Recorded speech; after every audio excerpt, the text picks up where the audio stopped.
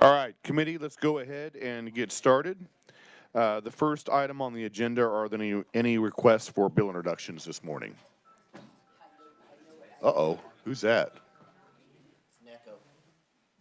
All right, I don't see any bill introductions, so let's go ahead and further the discussion on House Bill 2434, which is the budget bill. And I believe we still have some provisos or amendments that we're going to be making to House Bill 2434. So we'll continue discussion. Committee. Representative Getz. Thank you, Mr. Chair. I have a motion to delete requiring a transfer of $70,000 from the Board of Regents to KSDE for fiscal year 2027. And this one can be passed out to everybody. Basically, the reason for this, there was on record that there was going to be $70,000 available in that, and we were going to just transfer everything and delete the account. But now we are getting a report that there is zero money in that account. So we just need to delete the account. So the language really just needs. All right, committee. We just need to delete the transfer. The account can stay. All right, committee, you've heard the motion. Is there a second? Second by Representative Turk. Discussion on the motion. All right, see none? Representative Getz, you may close. I close. All right, committee, you've heard the motion. All those in favor say aye. Aye. Opposed? All right, motion passes. Representative Getz. Thank you, Mr. Chair. The next proviso I'll go over is KSD Special Education Funding Report, and I will let everybody get this in front of them, and I will read through the first page, and then the next two pages are the statute language that the first page kind of goes over of what all this will do. Could you elaborate on your motion? So it is requiring KSD to update 2025-2026 school district financial accountability reports to include special education funding report on or before June 30th. Such special education funding report shall special education state aid, supplemental general fund transfers to special education fund, other supplemental general fund transfers to special education fund, not including the transfers required, an amount equal to 8% of excess costs as determined pursuant to KSA 723422, the cash carryover balance for the special education fund for each applicable fiscal year, the total sum of 1 through 5, and for the state totals financial accountability report, a line that specifies the total amount appropriated to the Kansas State School for the Blind and Kansas State School for the Deaf. So it's really what this is trying to capture for 26 is where are all the dollars that are inside special education that are applying to our 92% rule, and where are other dollars that are being spent for special education that are not being applied. So just a transparency fact sheet of money being spent in 26, and then for 27, it would include a proviso to make the additional $10 million special education funding contingent on including the special education funding report on the school year 25-26 financial accountability report on or before June 30th, and publishing the special education funding report on the 26-27 financial accountability report. So tying the new $10 million to just the accountability of produce these reports and the money follows. All right, committee, you heard the motion. Is there a second on the motion? Second by Representative Turk. Discussion on the motion. Representative Valsley. Thank you, Mr. Chair. And maybe just a question. Number 7 under FY26, that's already in the bill that we're working today for the School for the Blind and the School for the Deaf reporting. Representative Getz. And I would agree with that, but just getting it on one page, one report to where we're seeing all those dollars. I mean, that was a note, that was a recommendation to pay attention to it, but this actually puts it on that sheet of, I always say the same sheet of music. So on that same page where we can see all those dollars. Representative Ousley. And thank you for that. And then it's not tied to the KSA for the 92% reporting. And then other than that, it's just showing that local monies raised through the LOB are applied to our special education reimbursement. Representative Getz. Correct. Okay. Thank you, Mr. Chair. Representative Helgerson. Has the department seen this before? Representative Getz. I don't know if the department has seen the 7th line, but everything else is basically already being done, from my understanding. Representative And they Helgerson. have these numbers.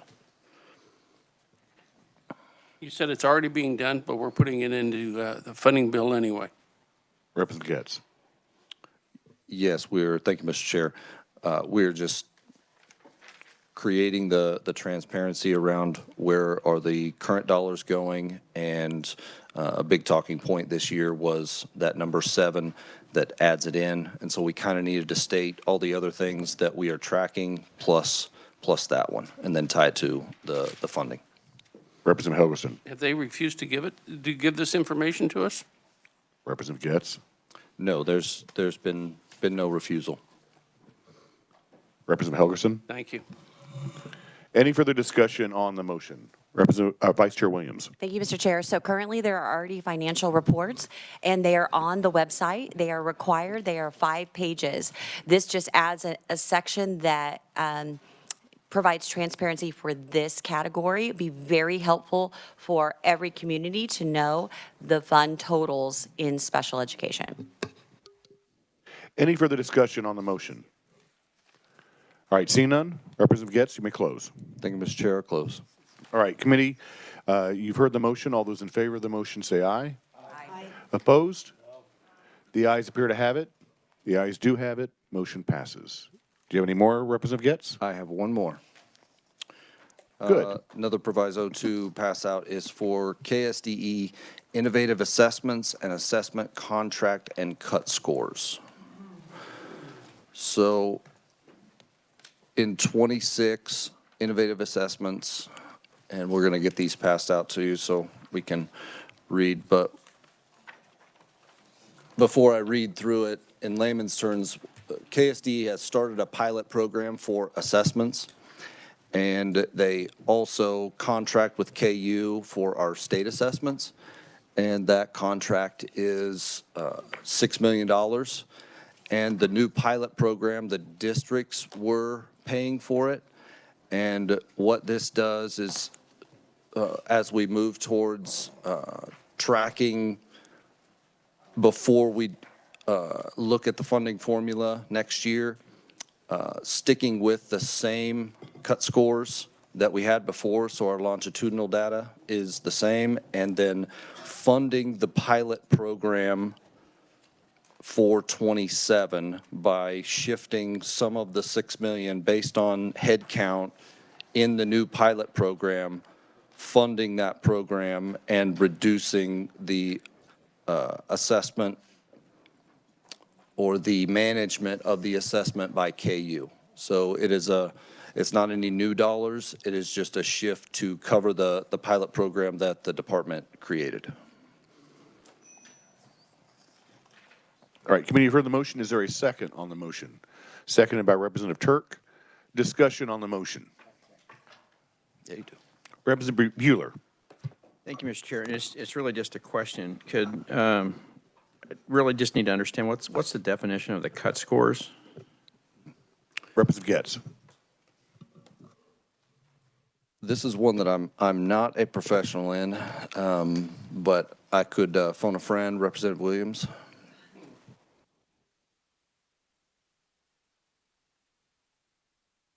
Representative Getz. Vice Chair Williams. Sure, thank you. And Representative Estes could also explain. A cut score is that determined number that actually differentiates between categories of achievement. So, for example, if you're taking a test and you get an A, that's technically a cut score. A B is a cut score. C. So they if you have a 40 points on a test or 100 points on a test, they determine where those cut scores are. What happened last year, the State Board of Education decided to change the cut scores, and then what happened? Everybody did about 20% better. So. Representative Bueller. Yeah, thank you, Mr. Chair. Thank you for the explanation. Any further discussion on the motion? Representative Hoy. Thank you, Mr. Chair. I'm still on page 2 of 5 or 6. And I'm curious, it says, it lists out school districts that would be a part of a pilot assessment: Dodge City, Geary County, Great Bend, Olathe, Humboldt, and Kansas City, USD. So could I hear a little bit more about what this innovative assessment pilot is and how these school districts have been selected? Thank you, Mr. Representative Chair. Guess. Yeah, these are the 6 current, and I think it extends out to 9 and 27 that are kind of onboarding it. But basically, with our state assessment, that test is taken, and then there's really only an autopsy done the next year, but there's not any current feedback to the educators on how that student do, how the new pilot assessment gives more real-time feedback, and so these districts are liking it. I went to a training in Great Bend with Vice Chair Brantley and Senator Erickson and several people from the department. This was piloted out of the Olathe district and I think the KCK district, so that's the large chunk of population of students are being piloted there. And good results, good reviews from educators, just getting more real-time feedback on, hey, how's my kid doing and how are my students doing, and how can I tailor my educational tactics to help them.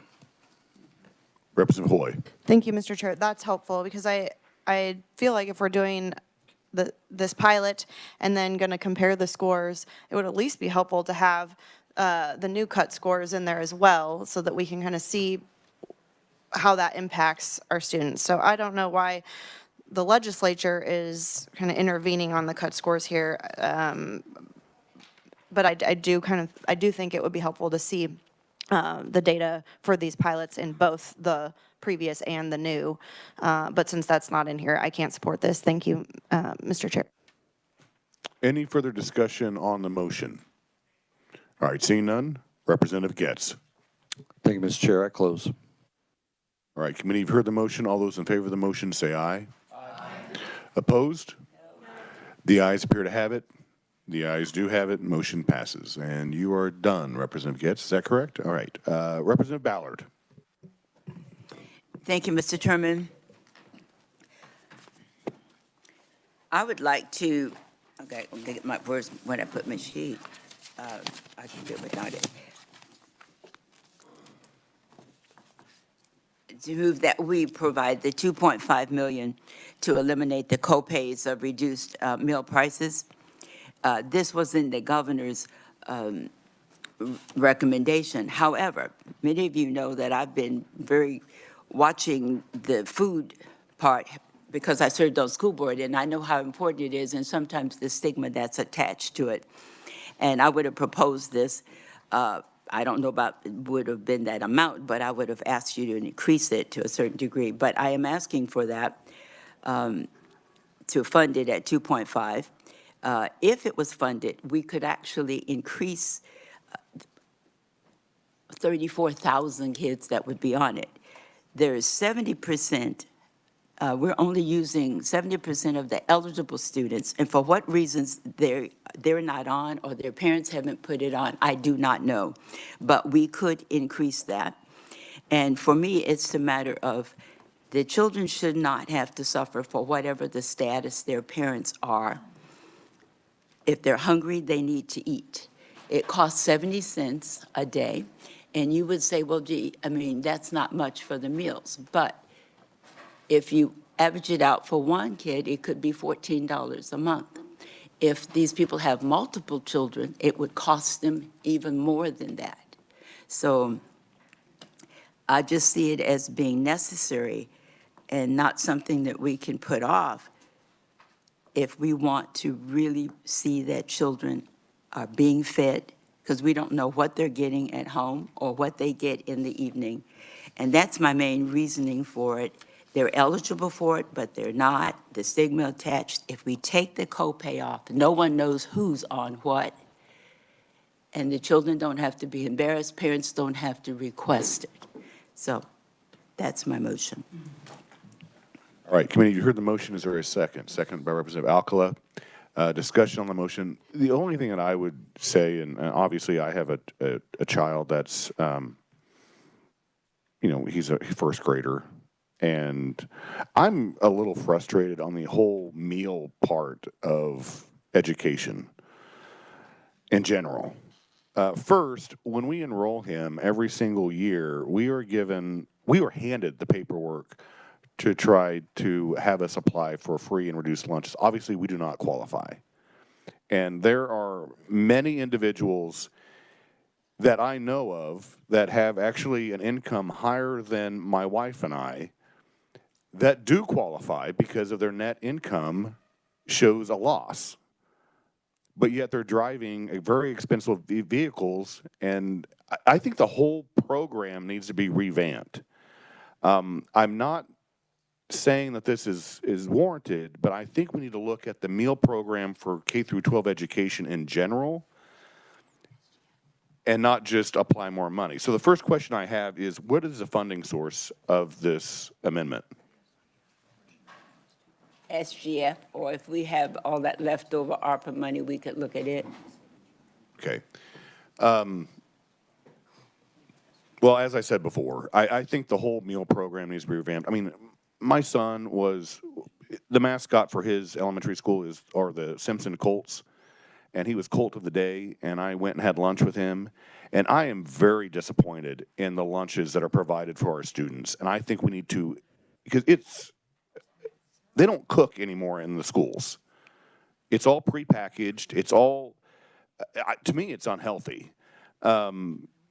And I understand the fact of trying to, get food for the students that don't, that we need to have a reduced lunches. But at the same time, I think we look at the entire program and maybe have it being based off of gross income instead of net income, because I know there are some families out there that can't afford to pay for their kids having lunches in schools, but yet the paperwork is just handed to them, and then because of their net income, they qualify, and we're paying for it. I think the whole program needs to be revamped. I'll just say that I'm not particularly, I understand the amendment, but I'm not necessarily in favor of it because I think we need to look at the entire program itself. Vice Chair Williams.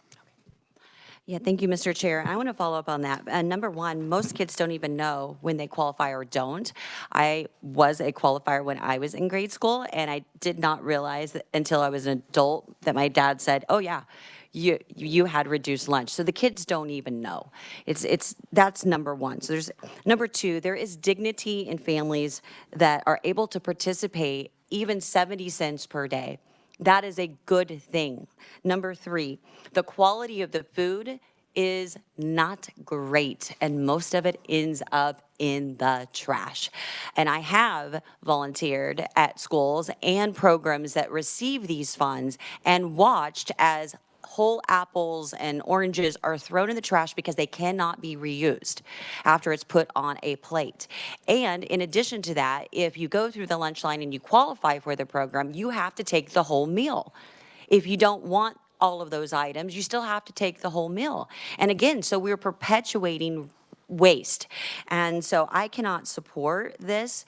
I feel like here in Kansas, we do a great job. We spend $150 million at least on serving our students, and I think that's great. And the little bit we ask of parents is not much. Any further discussion on the motion? Representative Alcala. Thank you, Mr. Chair. Well, where do I start? I do support this. I understand that there's people that abuse the program, just like any other service that we provide in this state. There's always somebody that abuses it, but on the other side of that coin, there's always somebody that really needs it. And I think the people that abuse it are the few to the many that need. I run an after-school program. I have probably about 50 or 60 kids, 6 days a week, volunteer. low to moderate income. When I started the program off, now I have kids from every zip code in the city of Topeka in this program.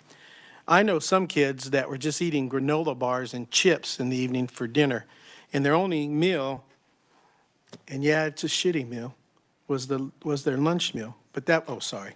I apologize, Mr. Chair. Kind of watch your language. But it was all they had to eat. And I agree with you. I've been to the schools and I've been there for lunches, and I mean, yeah, I'd have problems eating it, but if you're hungry, you're going to eat it.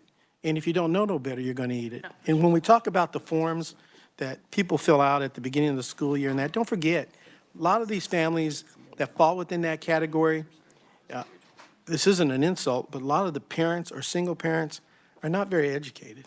So they know the form, they know to fill it out, sign it, all they know is it's going to be a free lunch or a reduced lunch.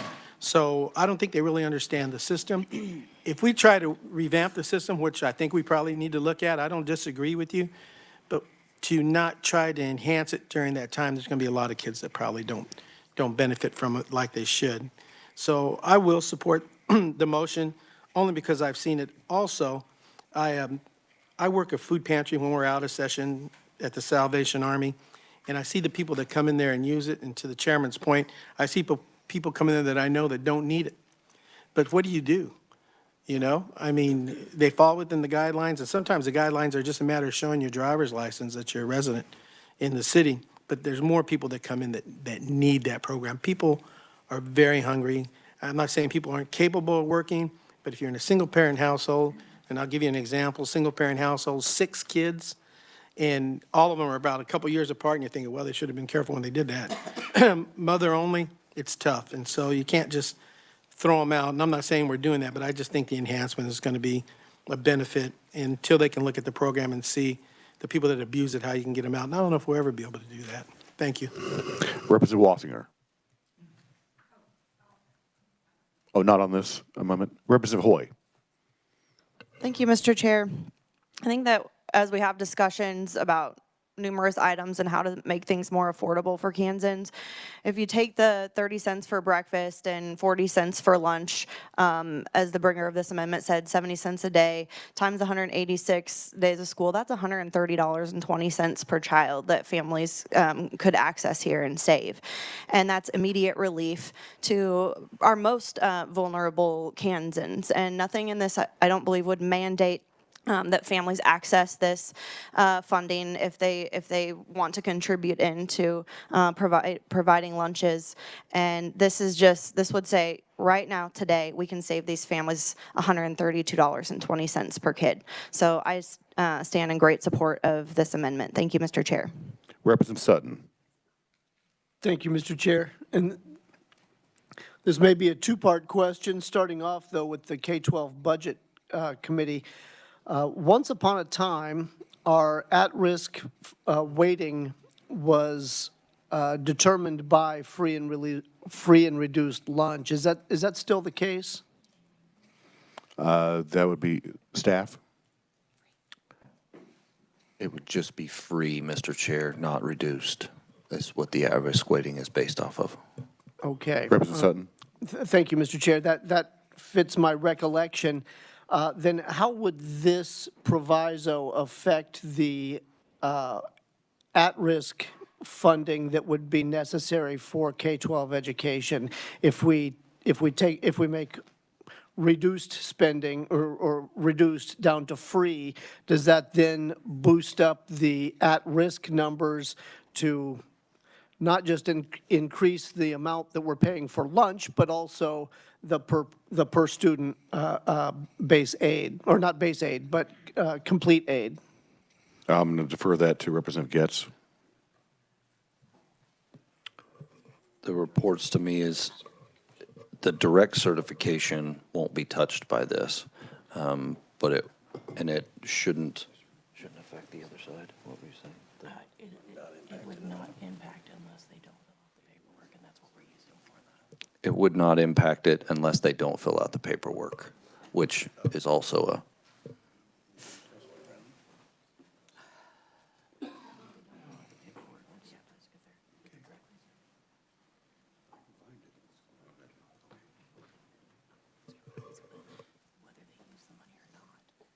Representative Getz?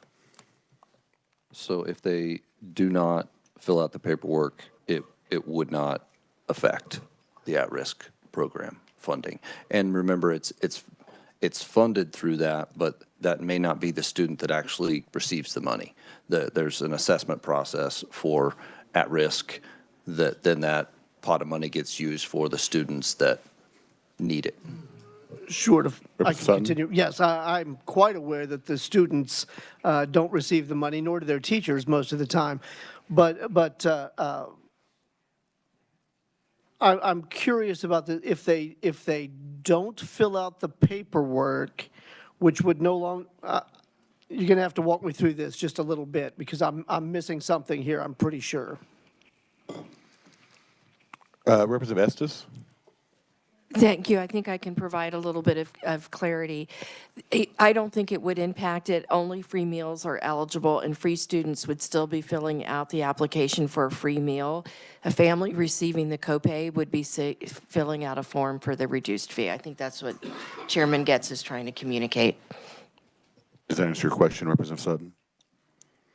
Maybe now we get down into the technicalities of how this program is implemented, and that goes back to the chairman's concerns. If they're not filling, why would they fill out the paperwork if they're getting it for free either way? Representative Getz? Or Representative Estes? So my understanding of Representative Ballard's motion is to make the copay for students on reduced lunch. And if that's a proper understanding, the parents would still be filling out a form to be on reduced lunch. If something changes, it gets interesting. Yeah, the more I think about your question, that if something changes in that family then would later qualify for free, would they not realize they need to fill out a new form because they're getting it? I guess that could be an impact, but the bottom line, it's hard to predict unintended consequences of the future, but right now, to get at risk for free, you have to fill out the free form. Representative Sutton? Thank you, Mr. Chair. This looks like a kind of a large bite to handle in a budget proviso. I think maybe we need to take a look at this and dive into not just, as the chair mentioned, not just this particular aspect, but the implementation of this program more broadly speaking. I think that would be a more strategic use of the legislature's efforts than trying to cobble something together in a budget proviso. Thank you, Mr. Chair. Representative Tarwater?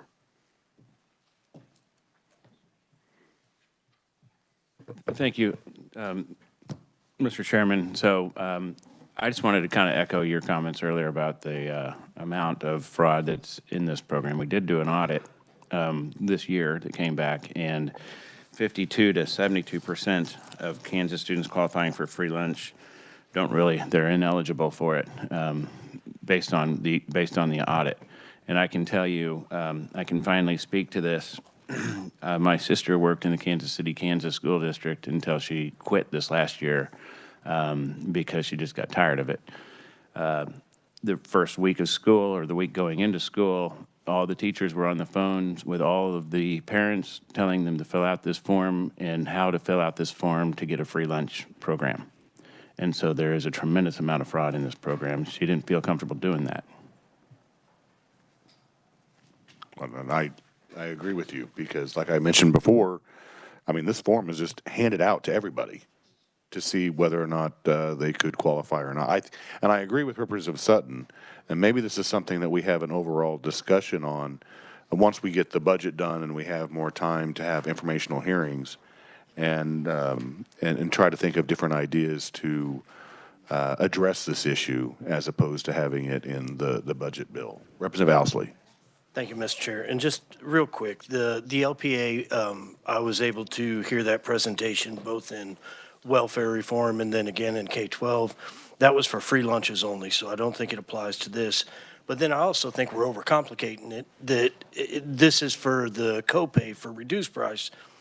So you're not going to get that copay waived unless if you filled out the form for the reduced price lunch, and then in the end, you feed kids.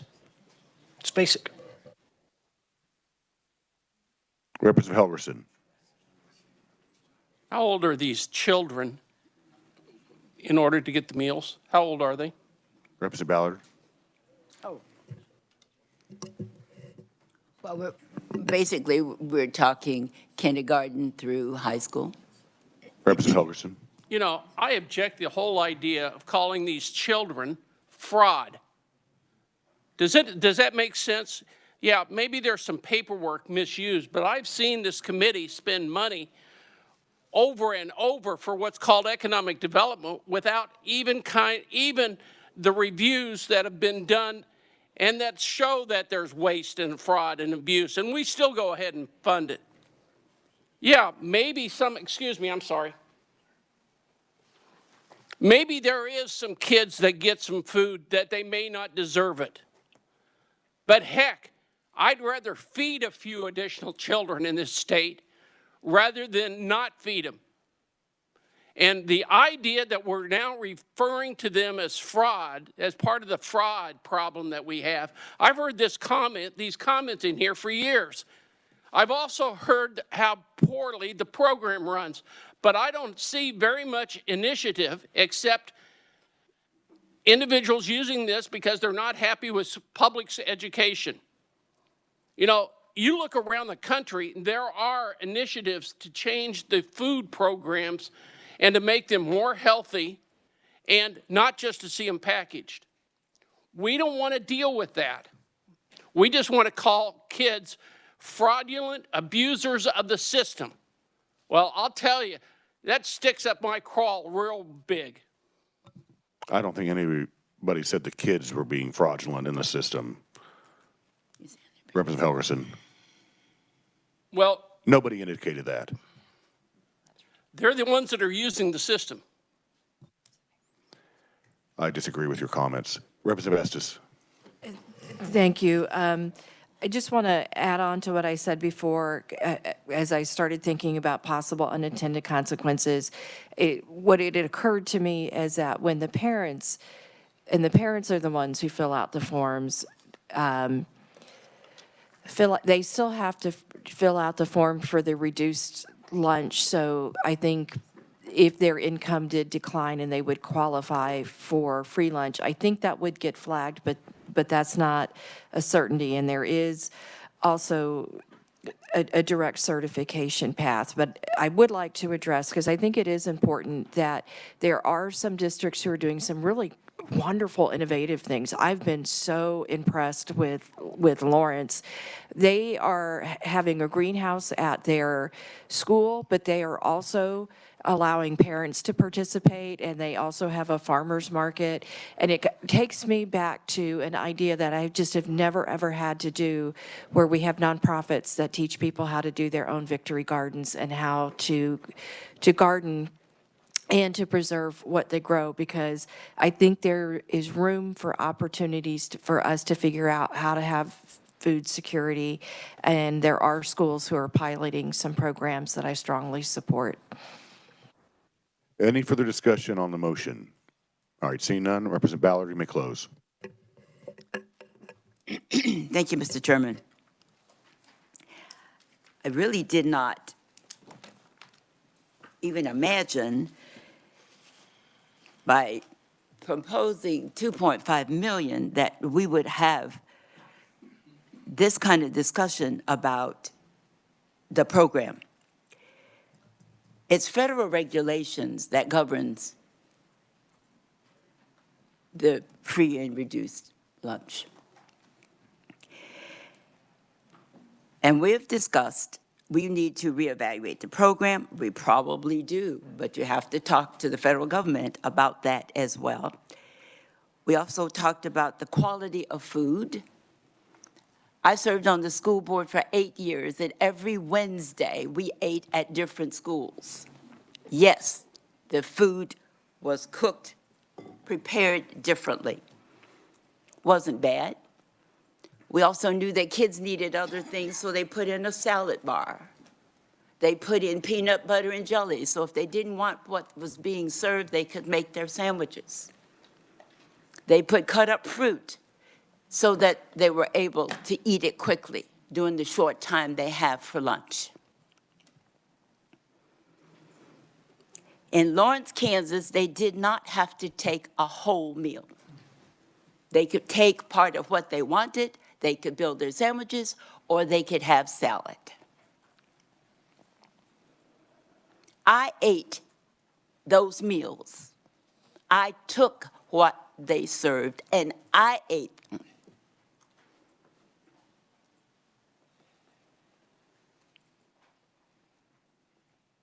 State aid input is 5 cents a meal. We served 46.6 million meals in 2025. If parents are taking advantage of the system, which I don't know how many of us know for sure that they are, why should children pay for this? And why should they go hungry and not eat? My husband and I did not need to have assistance. We earned enough to pay.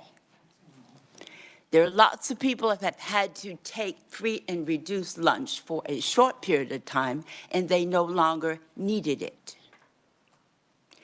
But when we're going to fight about what the system is like and the quality of the food and not address kids that are hungry and they need to eat.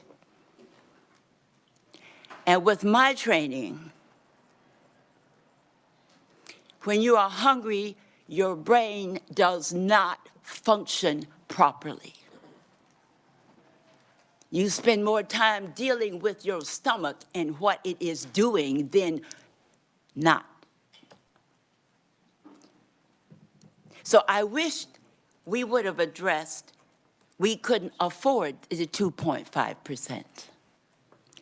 I wish we would have also talked about it in terms of these children really don't need to eat. I wish we had talked more about the food instead of all the conditions that the children have no input, none whatsoever. If I had 2.5 million, I would put it in myself. Children should not go hungry, and it is our responsibility to see that they eat and that they are not hungry. You would not want your children to be hungry and not understand why they don't have food. I move my motion. All right, committee, you've heard the motion. All those in favor of the motion say aye. Aye. Opposed? Division. Division has been called. All those in favor, please raise your right hand. 3, 4, 5, 6, 7. Opposed, same sign.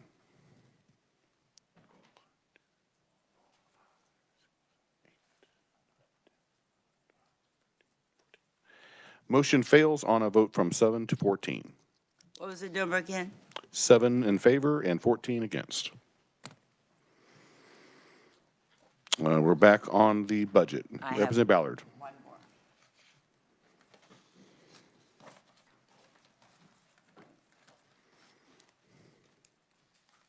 In the higher ed budget and in other places, there's been conversations about DEI, CRT. I am not going to give a proviso on why we should not have this in multiple people I wouldn't want to miss it on the mic. DEI, CRT I'm talking about, diversity, equity, and inclusion. And CRT is critical race therapy.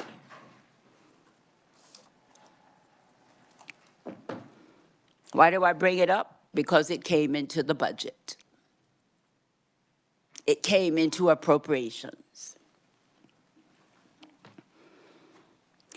What I'm going to request is that whenever it is mentioned in our budget or any other place, do not just put DEI CRT.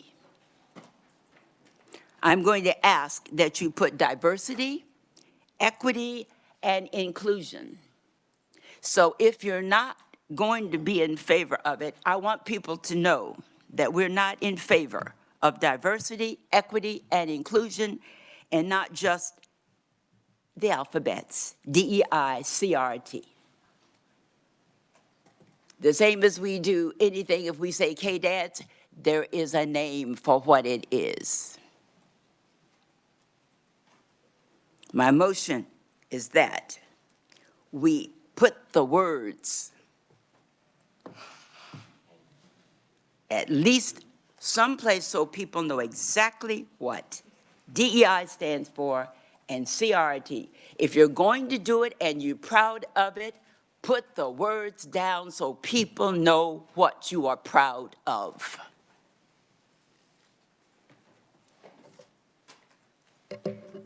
That would be my motion. Is there a second? There is second by Representative Hoy, and discussion. You may close. I close. All right, committee, all those in favor of spelling out the language, say aye. Aye.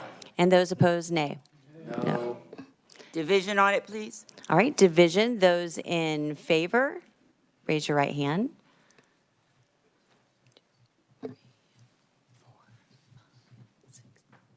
7, and those opposed.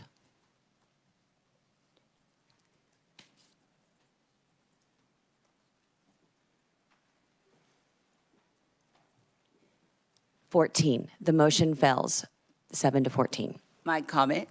Yes, you may. It sounds like it was more in the voicemail. When you had to show, I found out exactly where you were. Thank you, Madam Chair.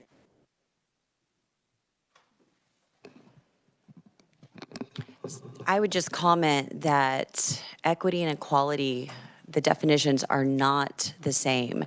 And so I think sometimes we talk past each other on this subject, but that's why we did a select committee on it, and so that we could get to some understanding. Mr. Chair. Representative Ousley. Thank you. While we're on education, committee, if you'll remember, in the school for the deaf, there was a request made by the school for $1.8 million to destroy a powerhouse that's no longer in use, that they're just going to maintain. That funding would have come out of the State Institutions Building Fund. And I was going to make the motion after the State Building Construction Committee met, but they're not meeting until this afternoon, so we're ahead of them as of schedule. So I would like to make the motion that in FY27, we put in the $1.8 million from SIBF to destroy the powerhouse for the School for the Deaf, contingent upon the passage of that in the Building Construction Committee this afternoon. All right, committee, you've heard the motion, seconded by Representative Getz. Any discussion on the motion? Representative Helgerson.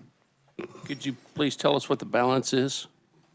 Representative Ousley. Thank you, Mr. Chair. The remaining balance in the SIBF for FY27, if all requests are granted, would be $23,818,399. Any further discussion on the motion?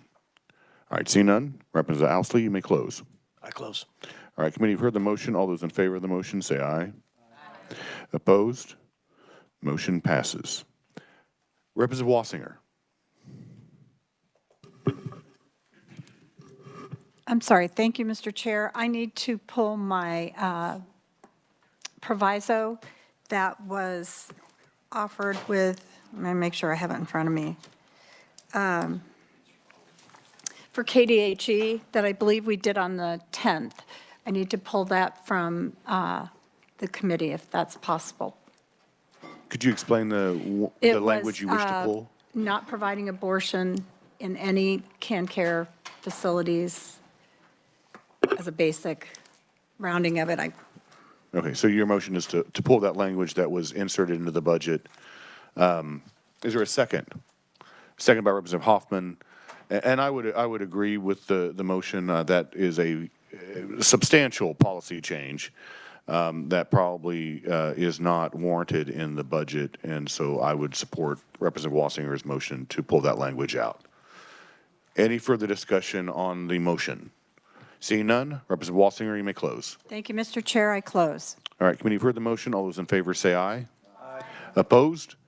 All right, motion passes. Representative Rogers. Thank you, Mr. Chairman.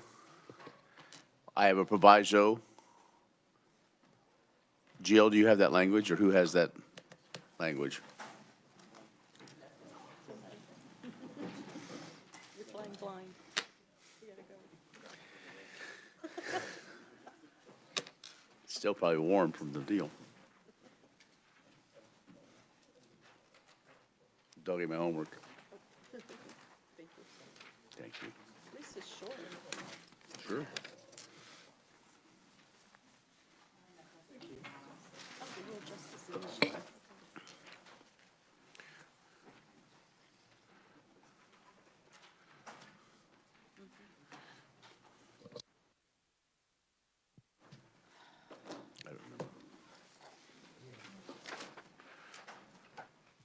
All right, if you could explain your motion. Sure. Thank you, Mr. Chairman. This is a proviso for an appropriation for the Rural Justice Initiative. And so, much like the last discussion, we are just slightly ahead of our skis on this. This is a bill that was, this is the funding for the bill that was passed out of the Agriculture Committee yesterday, and hopefully it passes next week. And but this matches the funding that the Senate funded the initiative, and they also have a bill, but this is to put this money in for it. If I can, Mr. Chair, if I could be brief, kind of what this all is. This started last year. We had a bill, and this is kind of the second part, dealing with not having enough lawyers in rural Kansas. This is not a Western Kansas situation. This is not a agriculture law situation. But through the process, we have learned that many communities, many counties only have 1, 2, maybe 3 licensed attorneys, let alone practicing attorneys. And so what this is, this works with the University of Kansas School of Law and Washburn School of Law to identify attorneys and going through the process of being an attorney to return to rural Kansas and set up practices there. They would need to live in that domicile in that community, the county, and I say community, I mean counties in which they serve. And the idea is, and why it was in agriculture, well, it's something very passionate to me, that every Kansan deserves justice. And if you get in some areas that are 4 or 5 hours away from where our state Supreme Court is, they may have 1 attorney or 2 and 1 that practices, or even in a county that only has 2 attorneys. You know, there's not, you know, they maybe have represented all sides of the family or both sides of a dispute.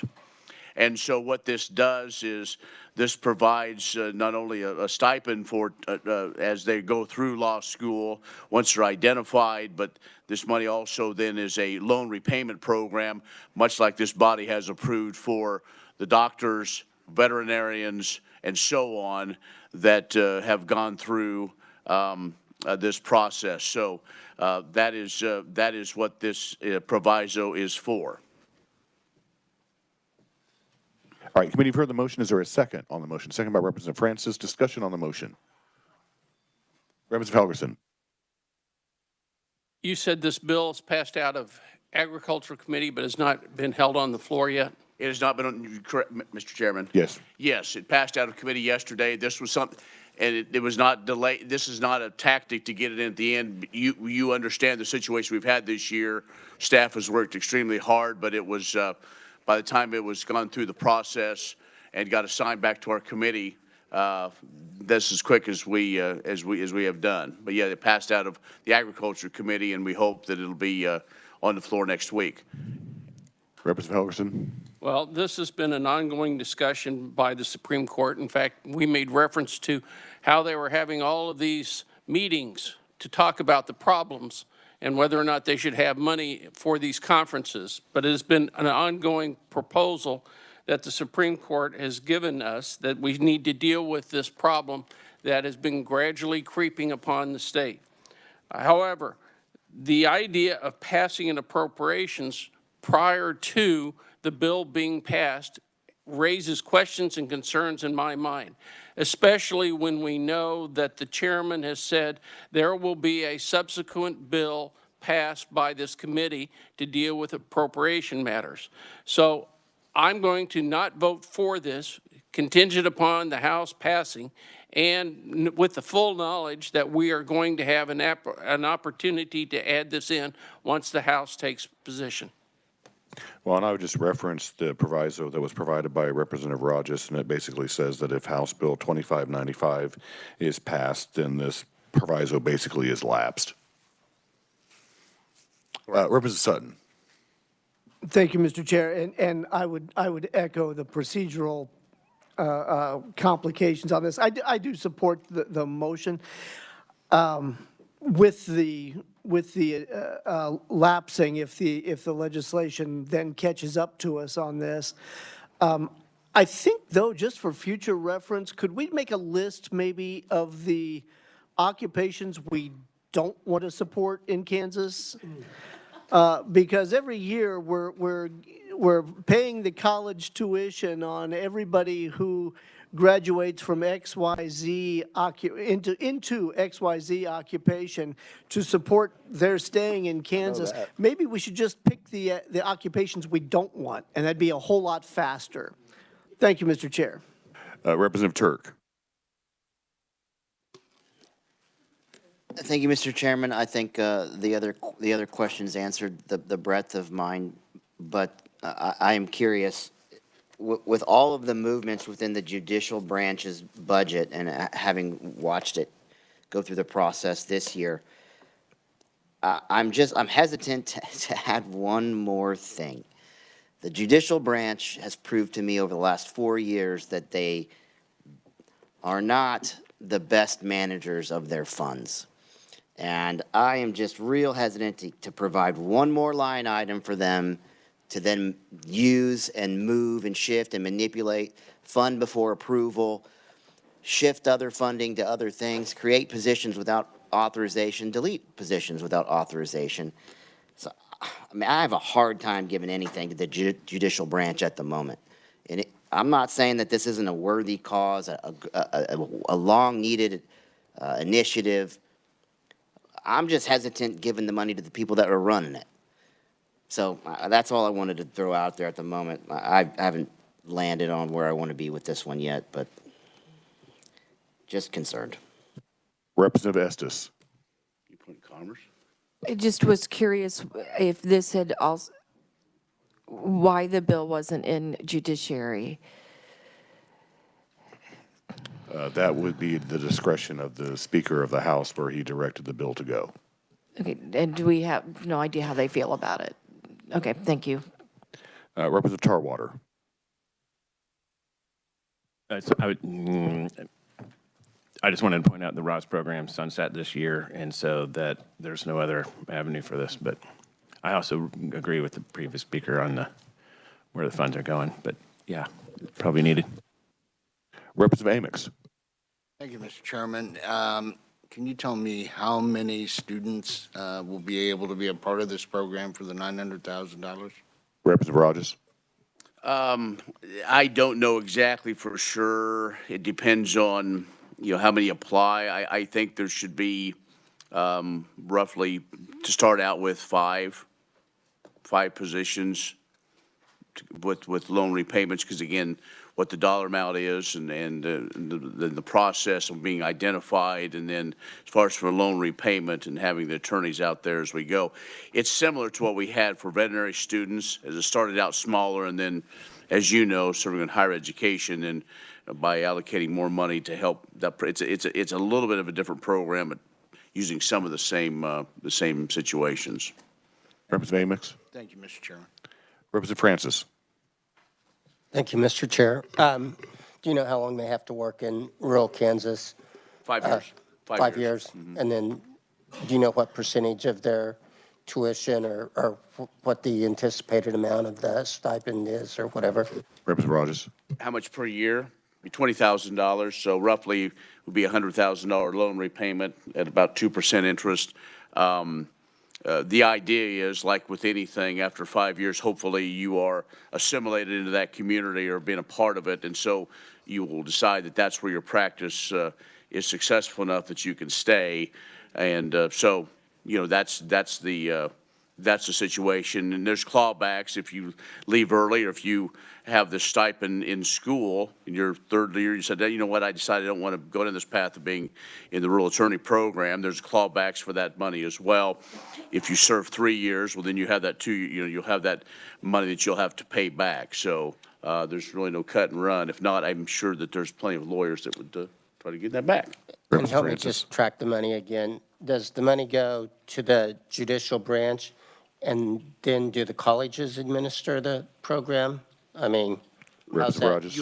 You have to have an agency of where it goes, and so because of the regions didn't make the best sense either, and so it's housed within judicial, but then they'll work in concert with the 2 law schools. But so yes, the agency of where the money will lie will be within the judicial. And Representative Francis. Then making sure that they comply with the rules will be the college's responsibility, or do you even know? Well, it'll be Mr. Chairman, it'll be the oversight committee that'll do that. Any further discussion on the motion? All right, seeing none, Representative Rogers, you may close. Thank you, Mr. Chairman. There was a lot of discussion over the last several days. We all in this committee have brought our own biases and our own ideas, and maybe we've stepped outside maybe of what the track that many of us think that we should stay on. This bill is in agriculture, not judiciary, for one simple reason. I know how many bills judiciary has, and they get caught up in every living thing. How many bills on tort reform did they have this year? How many different bills? We had a couple of bills in agriculture that probably should have been judiciary, but it would have got lost there. We could not continue with business and to make sure agriculture had the products they need to feed you. We talked about food this morning. I will defend this bill and carrying this bill of being important to all of Kansas, but especially rural Kansas, and agriculture, while it affects all 105 counties. And so it is important that we can shepherd the thing through and it doesn't get lost in a number of bills. And that's why it's in the committee. Yes, I did talk to the speaker. We did have a very candid conversation of why would this be in agriculture? Well, it's an important part of rural life and the rural economy. I do apologize again for the lateness of this and the way, but it's the way the mechanics of it worked. The representative from Sedgwick knows, yes, we have talked about this for a number of years. It has finally caught on that somebody has decided to carry this forward instead of just talking about it and trying to get it established. Is judiciary the best place to have it? I don't know. We all have our concerns about that branch of government. But the situation is this. Every Kansan deserves to have representation, and what this is a start. So with that, Mr. Chairman, I close. All right, committee, you've heard the motion. All those in favor of the motion say aye. Aye. Aye. Opposed? The ayes appear to have it. The ayes do have it. Motion passes. Representative Rogers, is that the only one you had? That's all I have, Mr. Chairman. Representative Tarwater. Thank you, Mr. Chairman. So I have a couple. I'd start with the MIH program.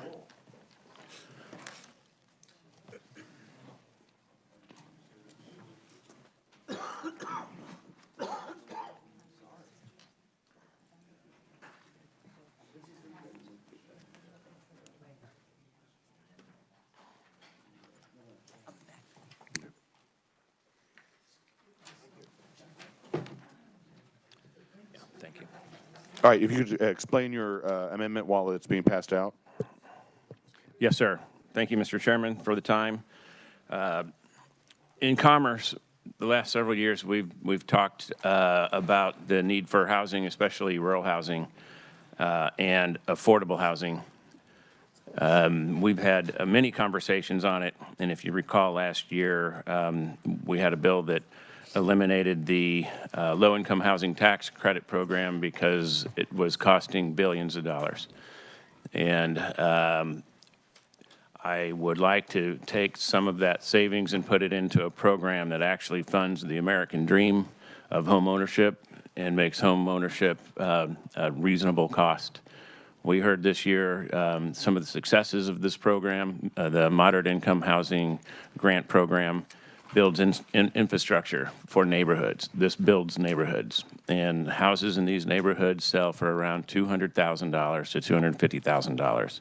And they have a few bedrooms and a garage and everything. That's a real home in a real neighborhood, and it's the American dream. And so I'll open it for discussion and talk about this. This was funded a few years ago out of ARPA, I believe, and this is putting it back in for this coming year so that we can build thousands of houses that are going to be affordable.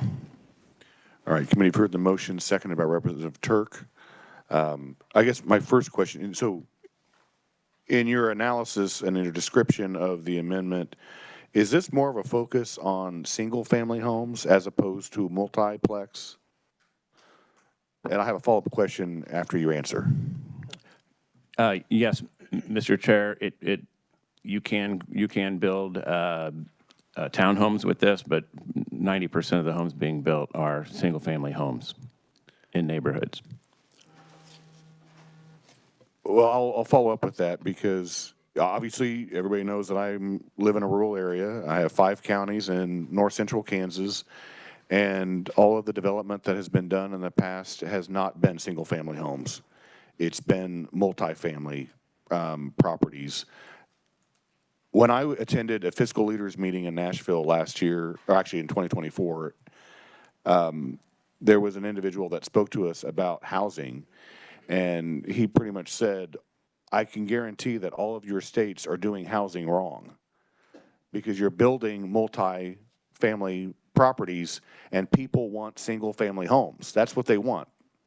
And like you mentioned in your description, that's the American dream. And so I just want to preface that I think the premise of this should be on single-family homes and not on multiplex. I don't know if you have a response to that or not. I agree with you 100%. Right. Representative Williams. Thank you, Mr. Chair. Oh, this is a big amount of money. Why is this not included in the Kansas Housing Resource Corporation? Question number 1. Representative Tarwater. This will be in this will be in there. They'll be in charge of this. They were in charge of it the last time. And the fund, we funded it 2 years in a row, and then did not fund it last year. Vice Chair Williams. Thank you, Mr. Chair. So how much have we spent on housing in the last 5 years? Representative Tarwater. The low-income housing tax credit, we've committed to $1.5 billion, and those are for apartment complexes. Vice Chair Williams. But we've also spent probably upwards of $300 to $500 million in other programs through Kansas Housing Resource Corporation, as well as revolving loans that are available. Is this going to be directed to rural? Because and who has ownership of these homes after they are built? Does it is it maintained by the developer or the builder maintains ownership? And therefore, we're not really helping the American dream. We're actually just financing someone's investment? Representative Tarwater. No, not at all. This is a program for, it's targeted at 60,000 or less in population, and these homes are sold to the individuals, and these individuals live in there, and they own the home. Vice Chair Williams. Was this initiated originally when it was first funded as a bill, and then it just became part of the base budget? Representative Tarwater. It was a bill. It was a bill in maybe 5 years ago, 6 years ago. It was in a whole big housing, when we were trying to address the immediate housing need, and we didn't do it properly. But this was the one part of the program that actually built the American dream and allowed people to buy homes and live in Kansas forever. Vice Chair Williams. I don't see in the proviso, if you could direct me to where it says there's a requirement for the home to not be maintained by the builder or the developer, that it has to be transferred. Is there a requirement? Representative Tarwater. Thank you, Mr. Chairman. And yes, so the Moderate Income Housing Grant Program is created and I mean, it's in statute, so it's not in this proviso, but it's part of the MIH program. There are, I think there's a way for them to rent some of them, but 95% of the houses that are built are sold to individuals and families.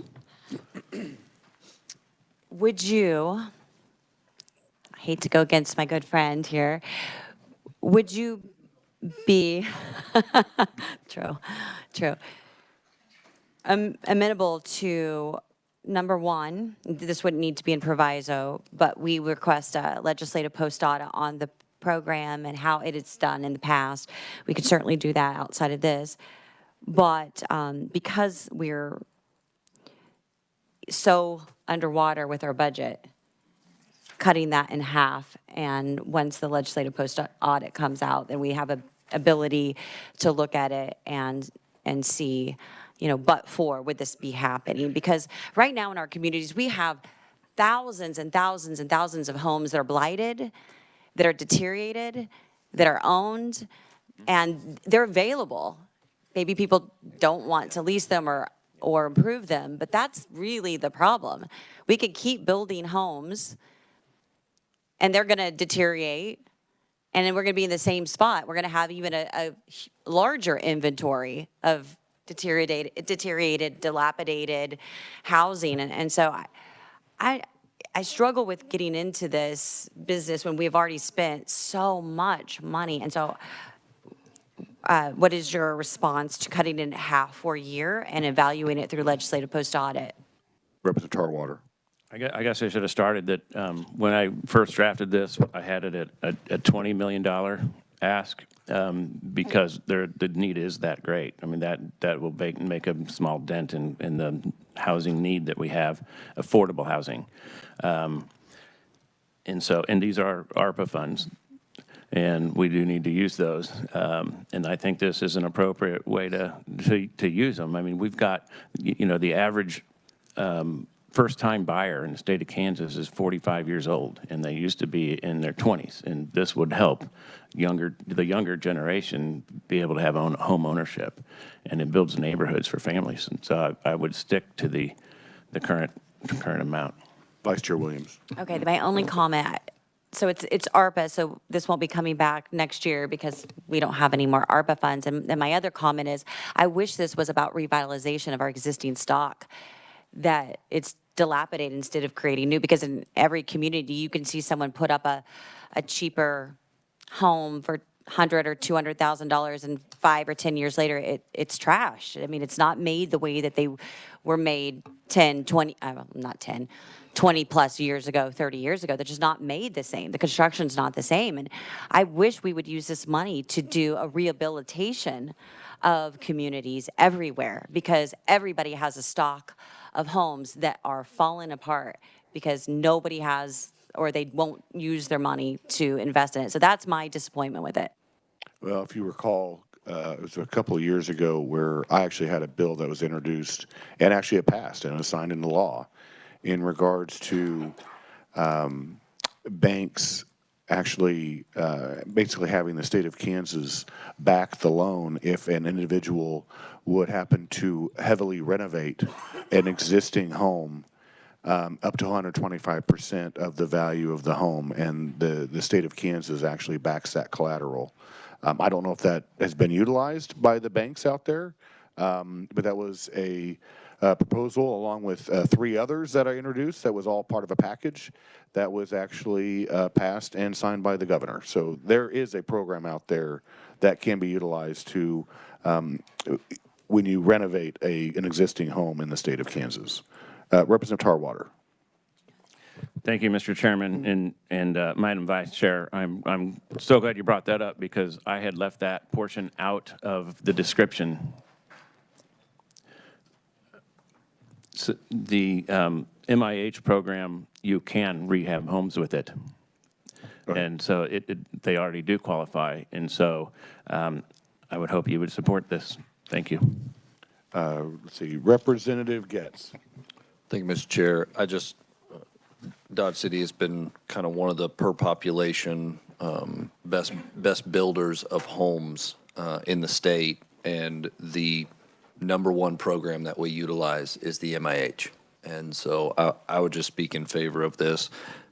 There's not going to be any money in that account if we don't do something to continue those programs. It's kind of another one of those things where when a program exists and people get used to using it and they are using it and it's doing good things, and then the money isn't there, then they got to go find something else that doesn't work in the same way, and there's just other hoops. It really slows down maybe that whole development that is happening because these are multi-year projects. Anyway, I would just say this is, and I guess my only question around it for the maker of the motion on the ARPA funds. How does that work? Do they need to be spent by the end of 26? And this is for 27? I just have a question around the funding timing using those dollars. I agree with it, but I just want to make sure there's no complications with how that money needs to be spent by a certain date. Representative Tarwater. I would defer that to staff on how that would work. Well, and I would say the money would be dispersed on July 1 of 2026 when the fiscal year 2027 begins. Whether or not those funds will be utilized by the end of 2026, that is questionable. The only thing that I would also add to the conversation is a couple of years ago, we took ARPA funds and put about $35 million into the balance for the Kansas Housing Authority or Corporation. And then, if you recall, when Representative Mosier actually relayed the information from our committee in regards to EDIF, we resumed the transfer of $2 million into the Kansas Housing Resource Corporation for housing, which last year we halted. We didn't do that, but we actually resumed that this year. So $2 million is going into the Housing Corporation as we have done in the past. Representative Carpenter. I pass. Representative Turk. Thank you, Mr. Chairman. I hear the vice chair's concerns, and I feel like that's been addressed already, but I would emphasize that, heck, we can do both. This is several years after the efforts to address the overall issue, and times have changed. We focused a lot on apartments for almost a decade. The needs of the demographics are changing, and this is what the demographic needs. They need to be able to afford these new homes. Financing and cost of construction is the problem, and this helps mitigate that. So this is the answer for today, and I strongly endorse some kind of the shift here. And let me remind us that the committee here, that last year we addressed the LIHTC issue, and the savings on that of addressing that alone pays for this time and time and time and time again.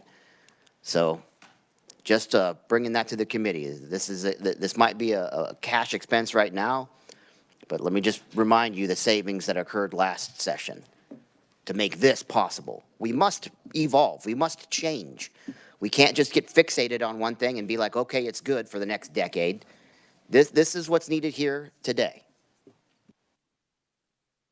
Representative Steele. Thank you, Mr. Chair. I just wanted to clarify because I thought the carrier of the proviso mentioned that it was only ARPA funds, but it says that it's any monies in any state general fund. So is it SGF and ARPA or just all ARPA? Representative Tarwater, and then I'll have a clarifying comment after that. Yeah, so the proviso's worded that way to take it out of ARPA first. If it exists, then it was going to be EDIF, I believe, and then SGF if there wasn't any funds. But I'll defer to the chair on the ARPA part. Well, actually, you know, the anticipation is to get the budget wrapped up today, and I was going to have a motion, as I think Representative Helgerson mentioned this earlier from the comments that I made in a previous meeting in regards to the ARPA funds. We're trying to work through that and maybe have that in a trailer bill.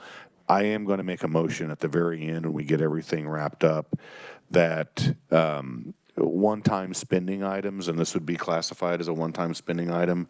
So if there's any, to make any clarity in regards to what this motion does, would be possibly funded through ARPA as a one-time spending item through the ARPA funds. I just want that language in there because, as you all know, I do not like the House rule that says you have to have something pass a chamber in order to be addressed in conference.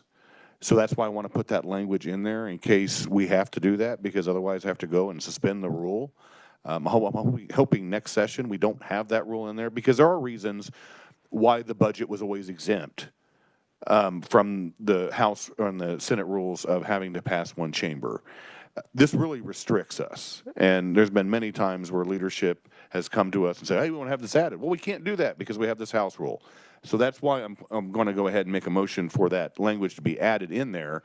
But the real reason is that I would like to have this addressed later in a trailer bill is so we have the discussion in this committee. I want everybody to have some input in regards to that. But we do want to address one-time spending items with the money that we might have that might be available in regards to the ARPA dollars. So I just wanted to make that comment. Representative Helgerson. Mr. Chairman, I appreciate that you and I have had long discussions about the ARPA funds for years. But I have some confusion. And you made reference that the balance on the ARPA funds right now was approximately $219 million. And I visited with research and I visited with the governor's office. That $200 million in ARPA funds, to everybody else's understanding, is committed. Now, if you have additional information that some projects or someone is not going to use all that money that's committed, that's great. But right now, all of the funds, as we thought last year, and at least for all the information that I have, is every penny is committed.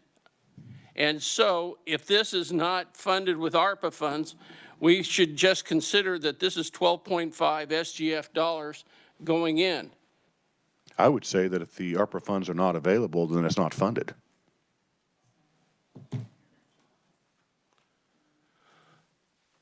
Well,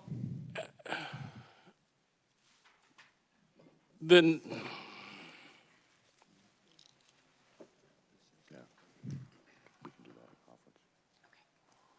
if it passes.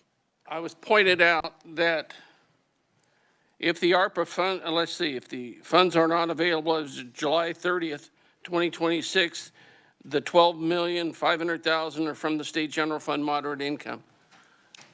Whether or not ARPA funds are available, and I don't think they are, vote on the program, whether or not it's worthwhile and whether or not you want to spend SGF.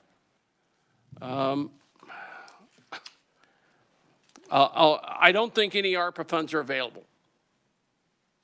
In conversations with the administration and conversations with our staff, everything is committed.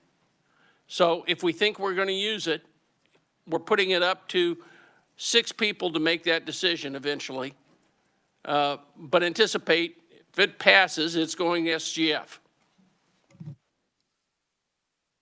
Representative Mosier. Thank you, Mr. Chair. I just want to make a brief comment. I've been in contact with some economic development people in my rural counties, and the last thing that was said was this has been a great win for small towns. So, thank you. Representative Estes. Thank you. I was wondering if the representative who brought the proviso could remind me, in the MIH, when a grant is made, does it only go to the developer? Can it go to the city, and can it go to individuals who apply? Representative Tarwater. You know, I'm not sure how exactly the funds are dispersed, but it's for the infrastructure, for the neighborhoods. I don't know if that has to be paid to the city, or if or a lot of times the developer actually funds that themselves. So if maybe someone that has used the program or is familiar with the program could help me out there. So. Representative Sutton. Thank you, Mr. Chair. I will be supporting the motion or the proviso. My comment was actually based on the follow-up language that you were going to provide. If it would be possible and acceptable to the maker of that motion to include quotes around one-time spend, that would be fantastic. And there'll be a discussion when actually I make the motion. Very good. But I would be amenable to that. Put a pin in that one. I'll come back. Thank you. Representative Helgerson. Weeds on this then. All right, so we're providing $12.5 million for the utilities, the grading of the property, et cetera. Now that is usually handled by a special tax given to homeowners for the specials that you add in order to get the property ready. If that money is going toward that process, is that profit to the developer? Is that money that's going to go to the small towns? Or is that going to go directly to underwrite or to lower the cost of the house? Representative Tarwater. Thank you. Yeah, so it lowers the cost of the house to the consumer, which is why they're being able to sell real houses for in the $200,000 range. Representative Helgerson. That doesn't answer the question. It lowers the cost, but where's the profit go? My guess is it's going to go to the contractor. Representative Tarwater. Well, I would hope that the contractor would make some money for the effort for building neighborhoods. So sure, I'm sure they make some profit on it, but without this program, there is no profit at all, and the homes don't get built. Representative Helgerson. You know, I had an individual approach me to underwrite houses in small towns outside of the Wichita area, outside of 50 miles. They said there's no problem building the houses. It's that you get into some of the rural targeted areas that there isn't housing. But the idea that we're going to pump in $12 million of SGF into this additional program through the Appropriation Committee has some real problems. Representative Francis. Thank you, Mr. Chair. And I've been involved in housing development in my community, and I've actually been a recipient of a moderate income housing grant. And in the case of mine, the city was actually the recipient and then made sure that we followed the requirements for the grant. And what it really does is, you know, in rural Kansas, we don't have the economies of scale. We don't have the critical mass, which also sometimes includes a professional developing class like some parts of the state does. And this is one of the things that can make these happen. It was always oversubscribed, the program, with good projects. I'm supportive of this. And as far as some of the other comments that were made earlier, if we want to address the housing issue in this state, we need to address all of the above. Part of it's moderate income. Part of it might be whatever Section 8 housing is called right now. And honestly, we do need to look seriously at rehab for properties that are not functionally obsolescent. There are some properties out here in our state that we need to figure out a way to make those things be improved, but then there are also houses in this house that are functionally obsolete. So it needs to be all of the above. Thank you. Representative Estes. Thank you. I found the answer to my question, and yes, it is cities and counties, but it's for home ownership or rentals. Are you open to adding language that restricts this for this specific pot of funds for ownership? Representative Tarwater.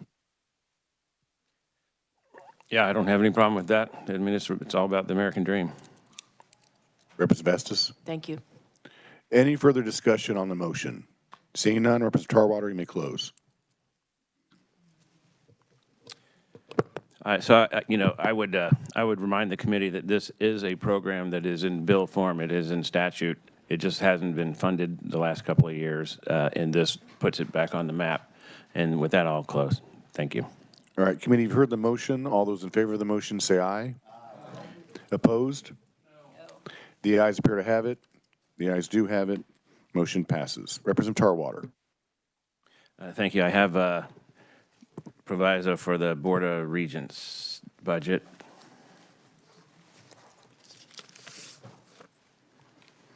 If you recall the conversation just a few days ago, if you still have your access to your budget, I'm referencing page 6, number 8, where we deleted $10 million SGF from the tuition for technical education, and then we targeted the funds. And I get I completely understand where the chairman was coming from and where the committee was coming from, and I don't have any problems with that entire paragraph, except for the fact that it also limits all funding only to the courses that are eligible for Kansas Promise Scholarship Act. And in Commerce Committee, we talk all the time about, and in Education Committee, we talk all the time about students being able to graduate and go to work, not just go to college. And there are a lot of certificates that are going to inadvertently be cut out of this program and not funded. And I know there's some consternation around some of the classes being small and costing more, and that's something we're going to have to take a look at next year in Commerce Committee and maybe even Education Committee to come up with an answer. But for the time being, I want to make sure we don't make a mistake and cut out those students. I don't have a problem with them having to be good students, 2.0 average. I don't have a problem not paying twice for the same class. I think those are great ideas. And the savings, the cutting of the funds is, that was the purview of the committee, and I got to respect that. But I just want to make sure we're not cutting out the wrong people here. And I would remind the committee that I had a major hand in the Promise Act, the Kansas Promise Act. And that was a different program for a different need for students that were going to go for a 2-year degree. And the other program, the CTE funding, was for certificates and was for people to be able to graduate and go to work. And I just want to keep those two separate. That's all this amendment does. All right, committee, you've heard the motion. Is there a second on the motion? Second by Representative Estes. Discussion on the motion. Representative Vestas. I just want to support this. I think the suggestion that we go back and take a better look at this, there were some things that were important that were inadvertently cut out. I think we do need to review it, but I think we need to do it in a deliberative way. Thank you. Representative Turk. Did you read my mind, Mr. Chairman? I did. Okay.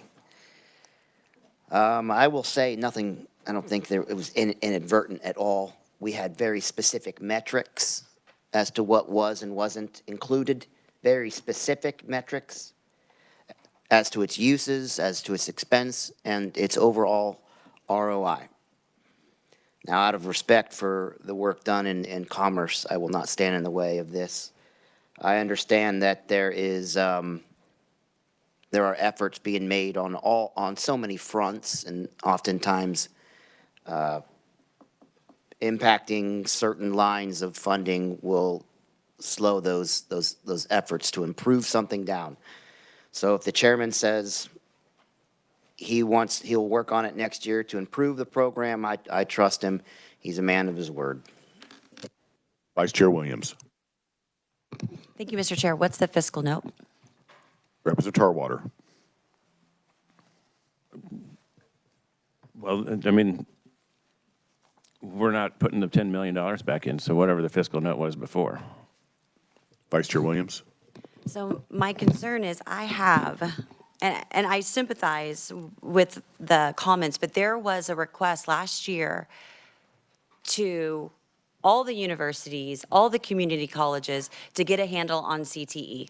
And we have grown from 35 million when we started to 53 million. And we asked them to come up with a method and to review this. And so this went to the Board of Regents after a task force was created in October, a task force with industry representatives, as well as presidents and those that were on KBOR. And they spent a lot of time on this. And I have a list of every single item that was approved and those that were not approved. And even for those that relate to, I know one of the hot topics is culinary. And a donor in my own county who donated $1 million plus is okay with this. The community colleges are okay with this. Business classes should not be tiered funding because it's a great amount of money. You can pick, so think about what you pay per class if it's just a non-tier compared to tiered, which automatically is going to get at least $489 a class. There's one class, culinary, in Newton, that the one class is making over $48,000 for one class. It does not make sense. We asked them to do something. We asked KBOR to do something, and they did. And they came back with a solution. And now at the 11th hour, we're trying to undercut the work that they did. It doesn't prevent further future discussions, but it does. This was well done and well documented. And I cannot support this because we're backtracking. We always do this. We try to make good decisions, and then at the last minute, all of us get tired, and we all say yes. And I do it too. But it's frustrating because I have all the documentation. And I don't know if you read all of it as well, but it's staggering.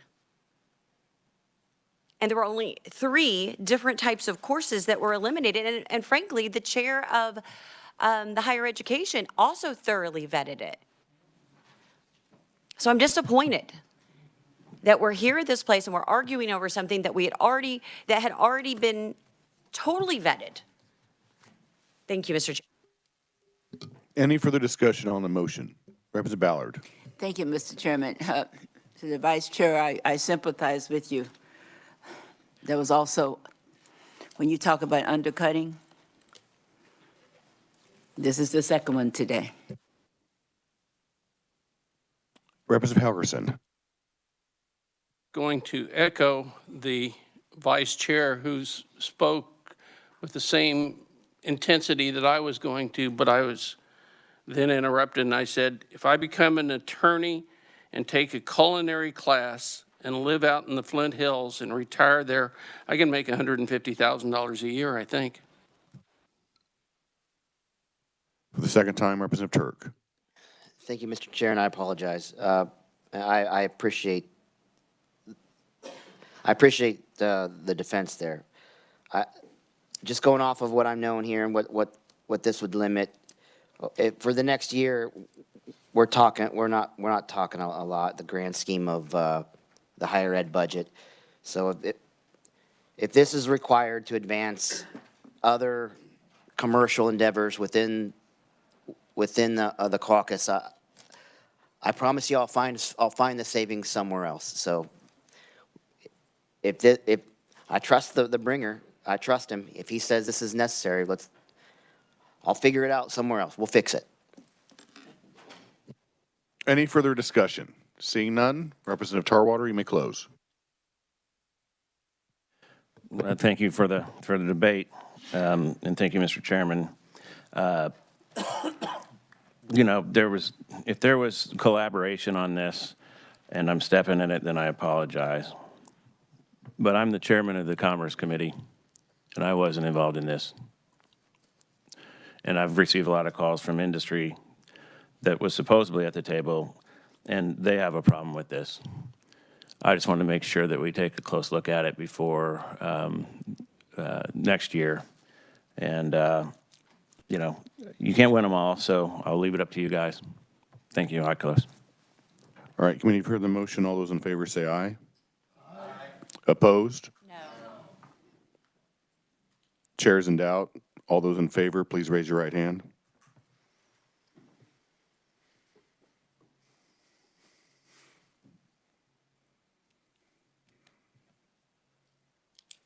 Opposed, same sign.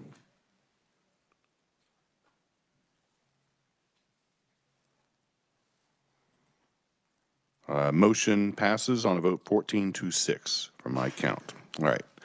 We are back on the bill, and I believe Representative Tarwater, you still have the floor. I need a minute to find everything, so could you circle back to me? Thanks. Representative Williams. Oh, Representative Mosier? I just have a couple of comments about previous provisos that have already gone through, but I missed my chance to say anything.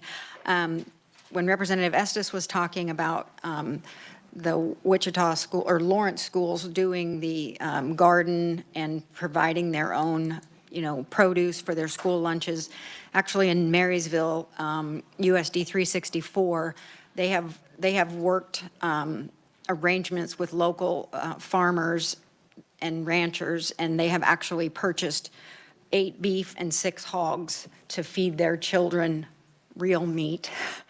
And they also do acquire local produce. So I wanted to give a shout out to them for thinking out of the box when it comes to the school lunches. And also, I was on the phone during the moderate income housing, excuse me, with the gentleman that I referenced before, and he actually got me through to the builder.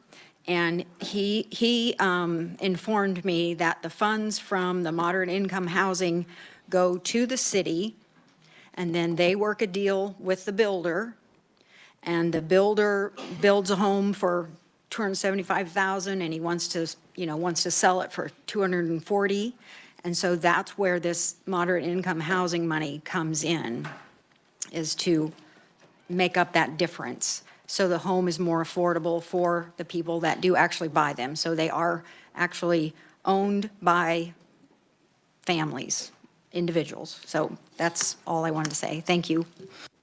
Vice Chair Williams. Thank you, Mr. Chair. I have several provisos. So we'll start with the first one. Based on everything that's happened here today, I think it's appropriate that we go back to what we did last year, and we do a 1.5% cut. Do we have a proviso for that? Or if not, I'll remind everyone.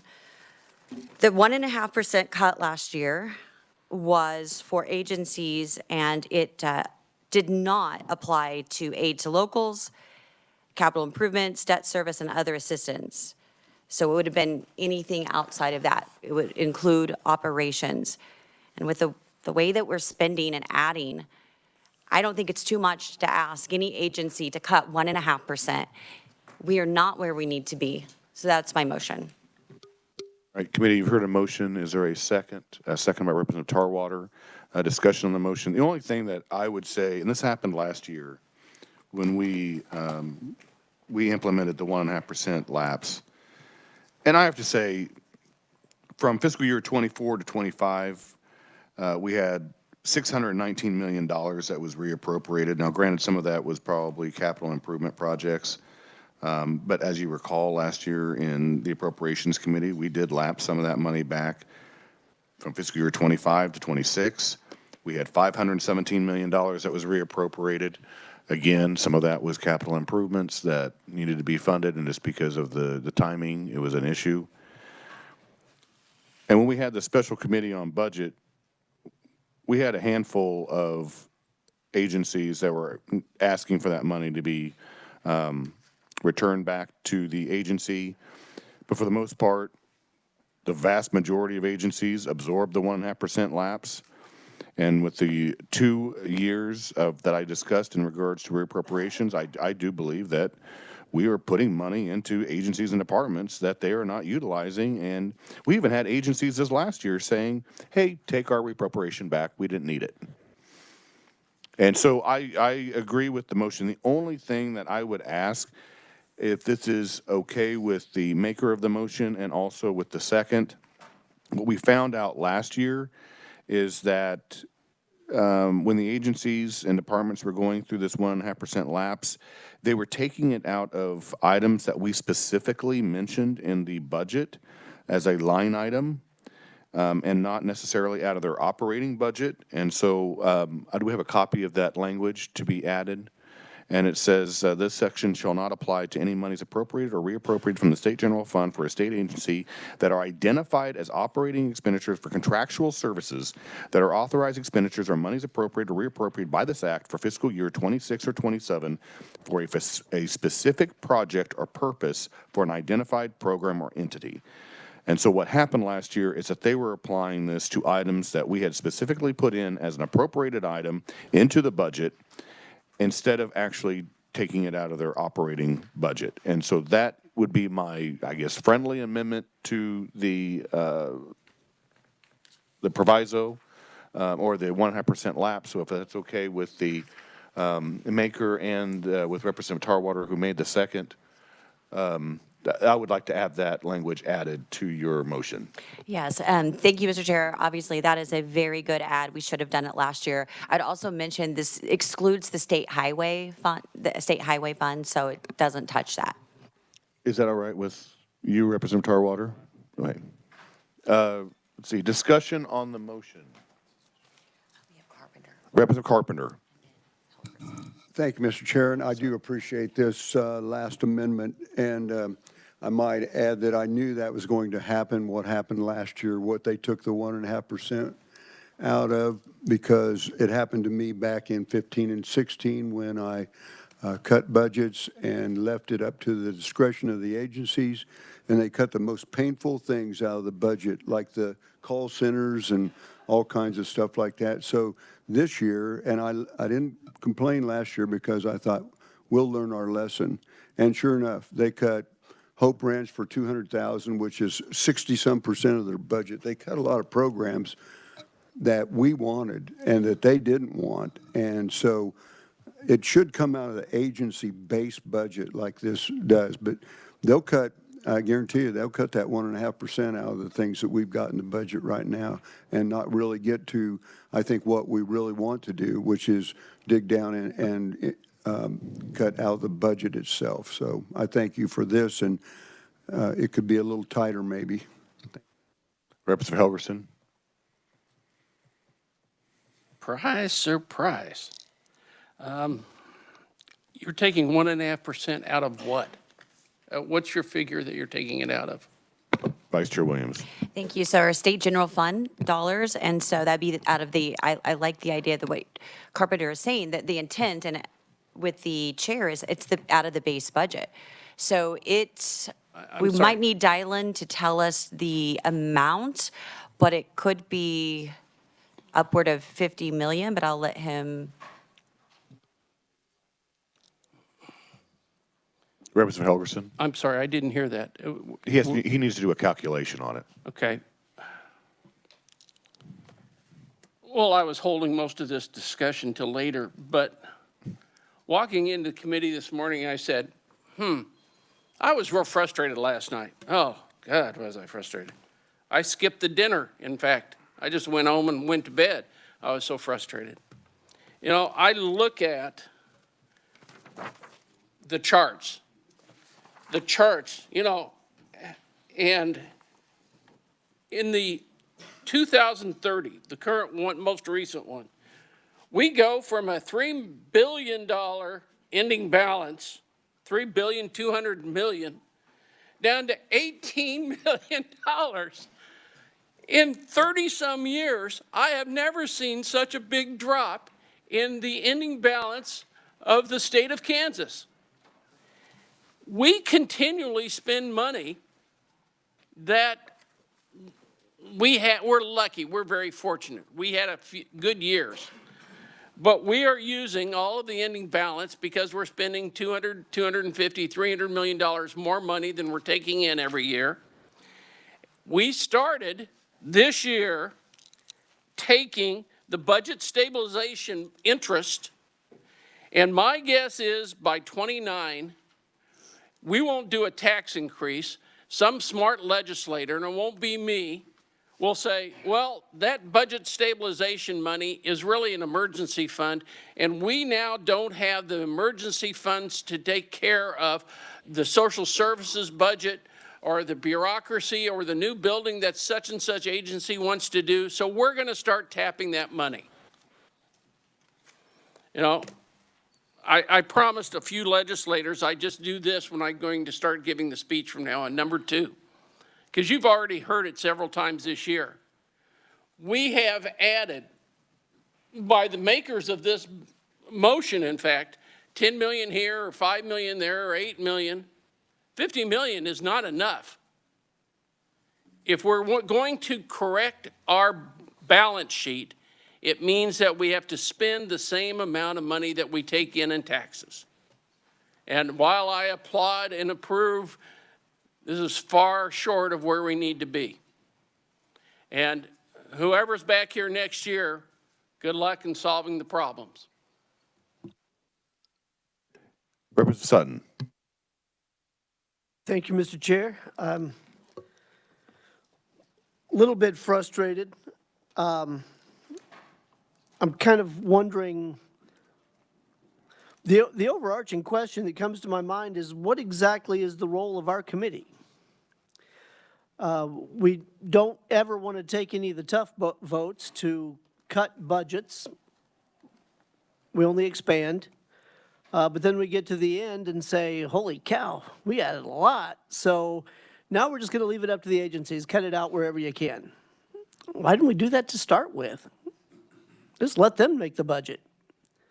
Our committee, that's our job, is to make the budget. That's the one thing the legislature has to do, is make the budget. And so to, you know, I appreciate the structure of this proviso, but I don't like the reason that we have to get here. I absolutely fund the things that we said to fund, but is that really the way this is supposed to work? Find it, cut it wherever? We've seen what that happens. Previous representative made mention of it in 15-16 when we had agencies stop opening mail because they cut the budget in the mailroom. Kind of made it a little tough around tax time. It frustrates me that we get to this point. You know, we should have been making these decisions, the hard votes, the ones that aren't popular, I get it, but the necessary decisions when the budgets are in front of us, rather than an overarching you find a way sort of statement that we make to the agencies. That's my 2 cents. Thank you, Mr. Chair. Representative Bueller. Thank you, Mr. Chair. And I would echo what Representative Carpenter, and having lived through what happened last summer, I would ask if we could add the year 2028 to the motion that's been made. One of the, I believe it's KDAD's provisos that we made includes 2028, and so I would just like to make sure that the language covers 26, 27, and 28. Representative Williams, is that the way the intent of the motion is?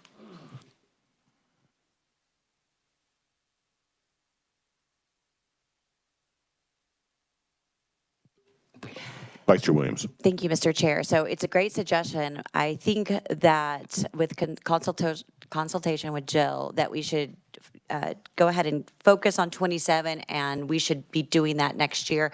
But to the point of Representative Sutton and to Representative Helgerson, there's nothing that would, in this, that would preclude us from asking agencies next year when they submit their budget to submit it with an additional 2% cut and make their recommendations instead of a growth. There's nothing that this does that, and so we could be on record to say, next year, come with your cuts and tell us what you want to do. Representative Breedler. Thank you, Mr. Chair. I just know that I think it was June 26th of last year, I started getting very sheepish phone calls from my agency friends telling what was going to happen to the provisos that we put in. So if the language is good as for 26 and 27, we'll have the cognizance for look at 28 next year. Thank you, Mr. Chair. Okay, I'm just going to make an announcement. We do have the House floor in about 5 minutes. Is there any chairman that needs to go up there to sign a committee report? If so, please go and do that and then return back as soon as you possibly can. So just whenever you need to leave, go ahead and do that. Representative Ballard. Thank you, Mr. Chairman. Since we're talking about constructing budgets, you know, when the governor constructs her budget or he constructs their budget, they ask in the summer each agency to come up with their own budget and their cuts and things that they want to do and to submit to her or him. And at this point, then in October, they start talking about, they meet to talk about what really happened. So we have a process where what you're talking about is being done, has been done before with agencies early in the summer. And that's what the governor based their budget on. And yet we chose a second budget. And now you're really saying we need to ask them earlier, which is pretty much what the governor does. So maybe you need to check with the governor on how to actually do this. Thank you, Mr. Chair.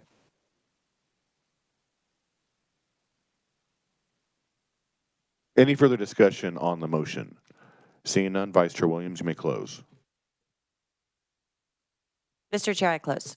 All right, committee, you've heard the motion. All those in favor of the motion say aye. Opposed? The ayes appear to have it. The ayes do have it, and motion passes. Representative Williams. Thank you, Mr. Chair. Okay, so the next proviso I have, it shouldn't take us very long. It actually is the SNAP waiver, the soda and candy. I had originally offered the amendment. It did pass. It is included, and that would have tied it with the $843,000 that's associated with the EBT program. With further consultation with leadership, we have come up with a better solution. The solution, if you take a look with me, is it's going to be withholding $10 million into the State Finance Council. And this money, $5 million, may be provided back once the application has been approved. And the application should be getting very close. We've had 4 tries. And then an additional $5 million will be provided back once there is implementation. And implementation is a statewide demonstration project that would be required to start on or before January 1st, 2027, which gives them plenty of time to get the waiver demonstration project going. That's my amendment. All right, committee, you've heard the motion. Is there a second on the motion? Second. Second by Representative Sutton. Discussion on the motion. Seeing none, Vice Chair Williams, you may close. Please.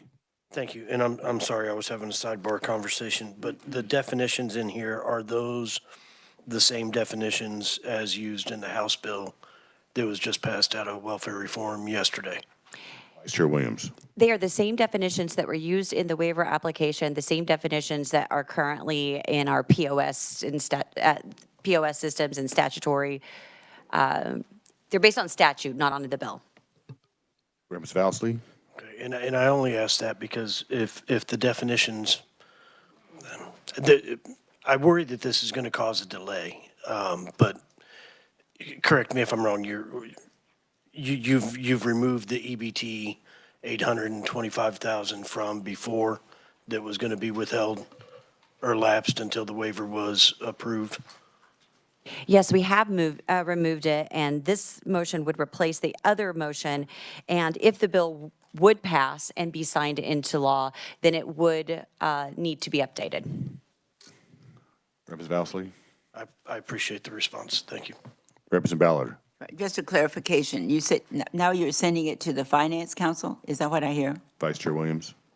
This is just common procedure for the committee that we send monies to the State Finance Council, and they are held at such time when the action is taken by the agency to fulfill the release of those funds. Representative Ballard. Oh, it's not difficult, I'm just trying to follow. You're saying once the waiver is completed, then they release the money from the Finance Council? Vice Chair Williams.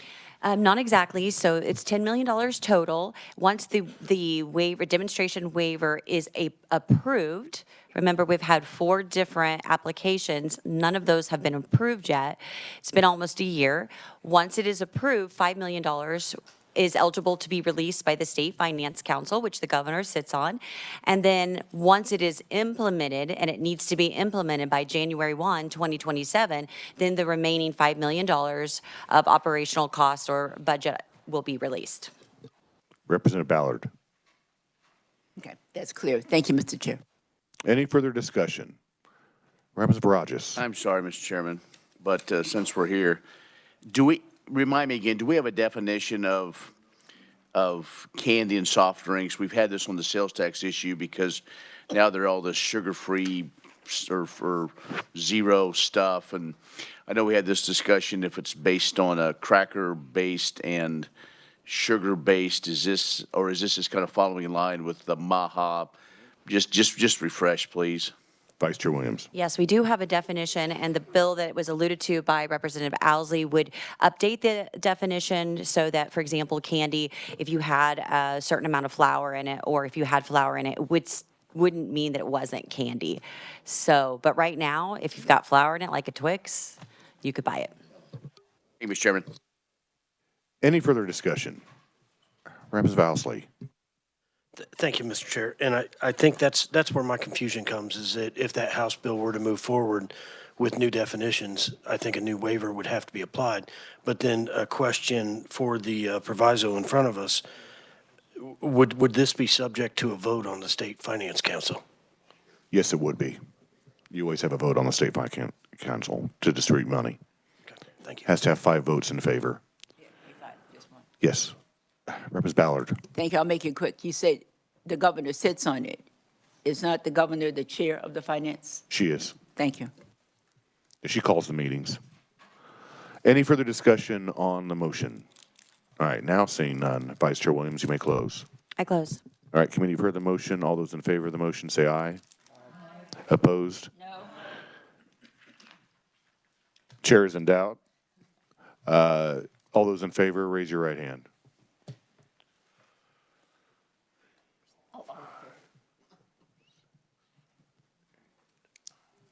Opposed, same sign. The vote passes on a vote from 9 to 7. Vice Chair Williams. All right, Mr. Chair, I think this is my last motion here today. This is a very easy one. It requires no money. It's based on the discussion we had with HE related to, or KDADS, I apologize, related to 2027, related to those individuals that receive Medicaid. Medicaid for elderly. And so there are many options. They can do the home services. Do we have the right one? Yes, okay. They could receive home services, which costs the state significantly less, or they could be referred to a nursing home. The requirement is that KDADs shall provide notice to someone that is seeking a Medicaid assistance for that purpose, that lets them know what their options are. All right, committee, you've heard the motion. Is there a second? Second by Representative Mosier. Discussion on the motion. Yes, Representative Ballard. Thank you, Mr. Chair. How do we know that they're not notified now? Chair Williams. I don't know, so if they are notified right now, this is great, and this has no effect. Representative Ballard. And what's your main reason for doing this? Vice Chair Williams.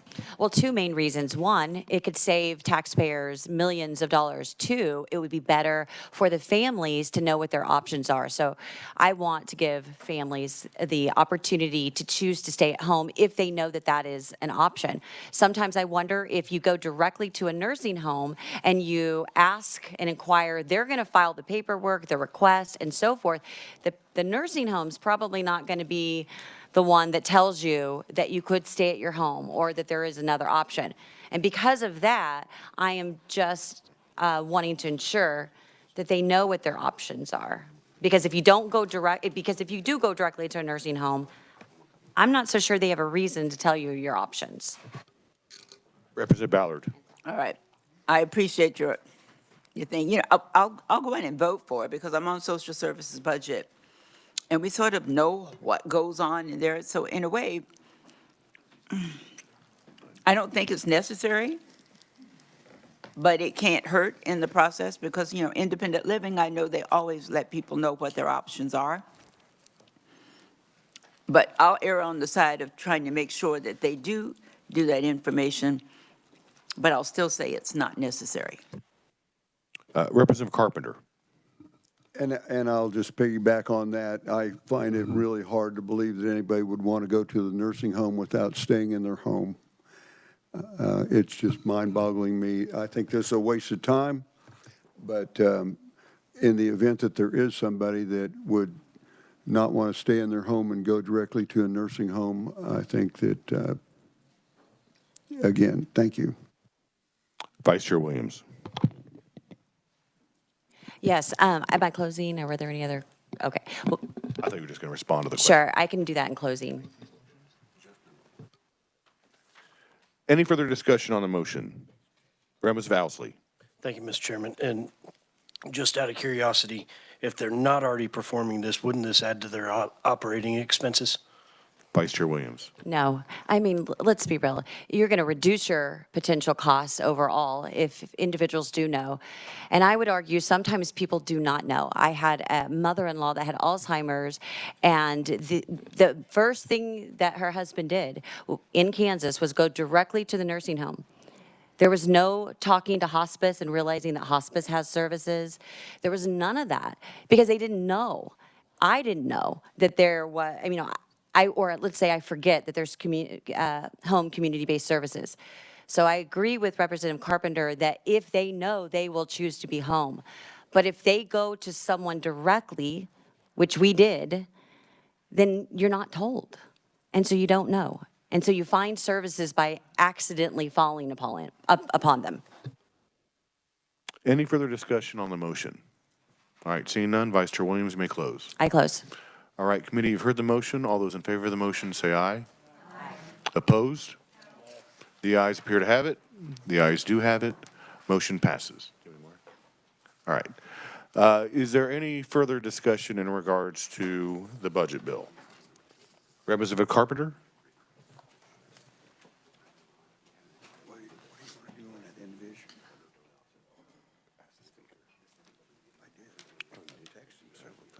Well, there's a few that I'll go ahead and add if hopefully we might be kind of wrapping this up.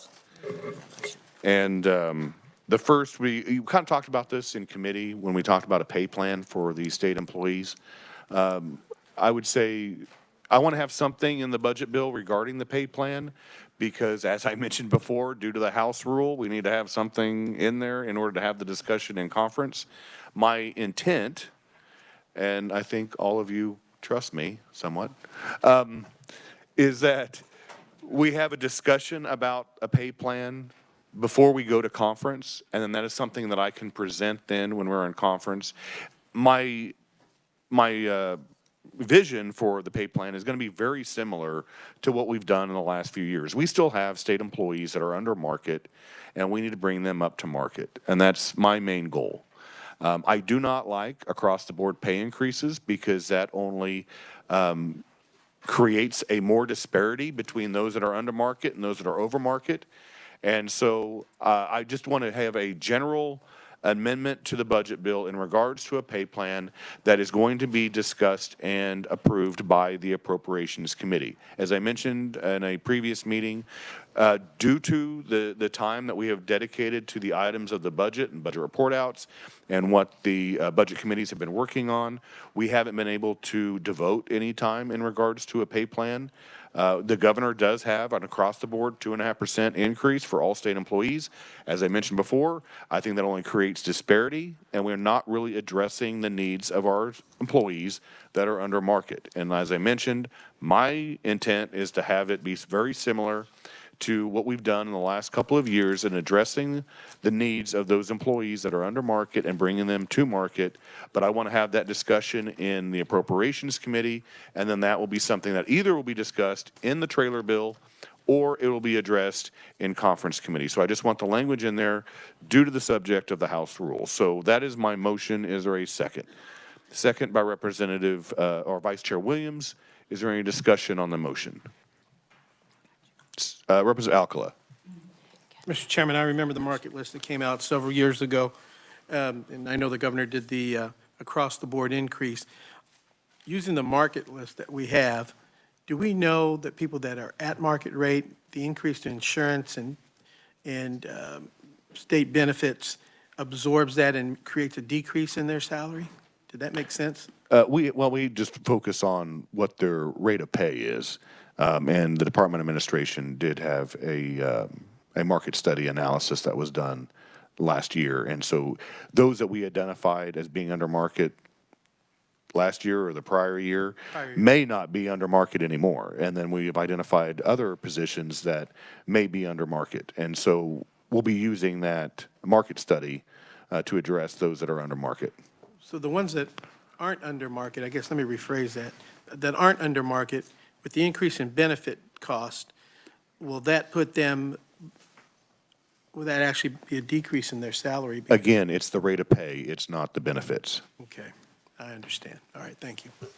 Representative, any further discussion on the motion?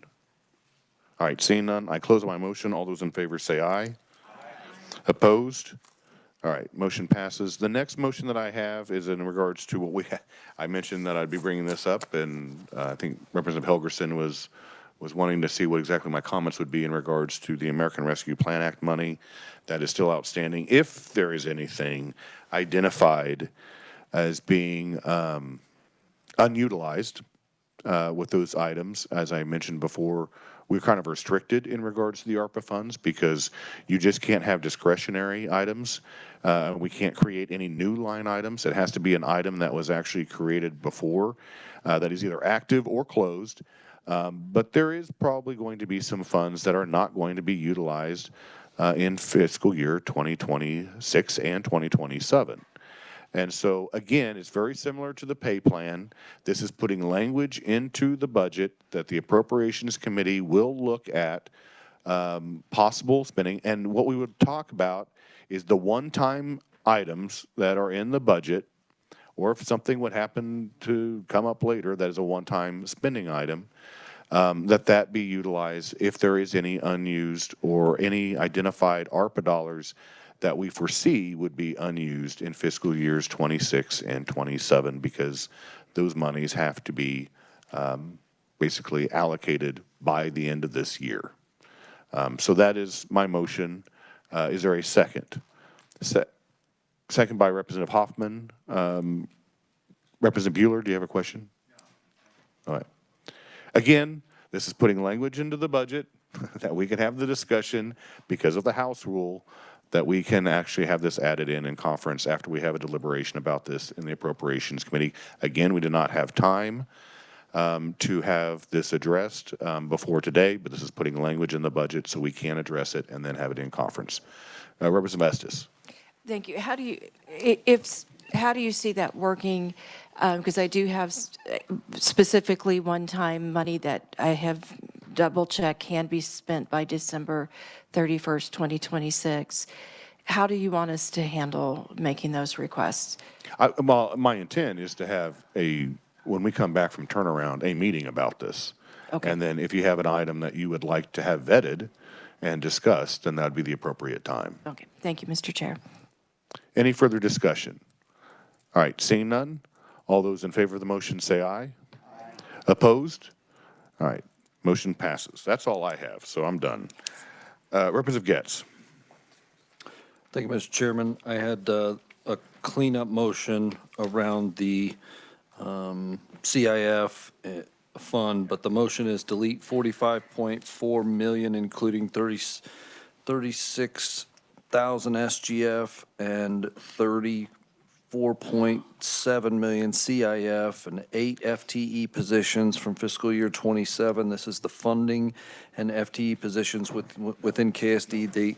Within KSDE that is moving to the Office of Early Childhood. So the basic point of this motion is it sounds like they would have been counted both places if we didn't go back and delete it from this side. So clean up.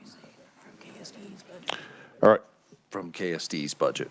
Yep. Committee, you've heard the motion. Is there a second on the motion? Second by Representative Ballard.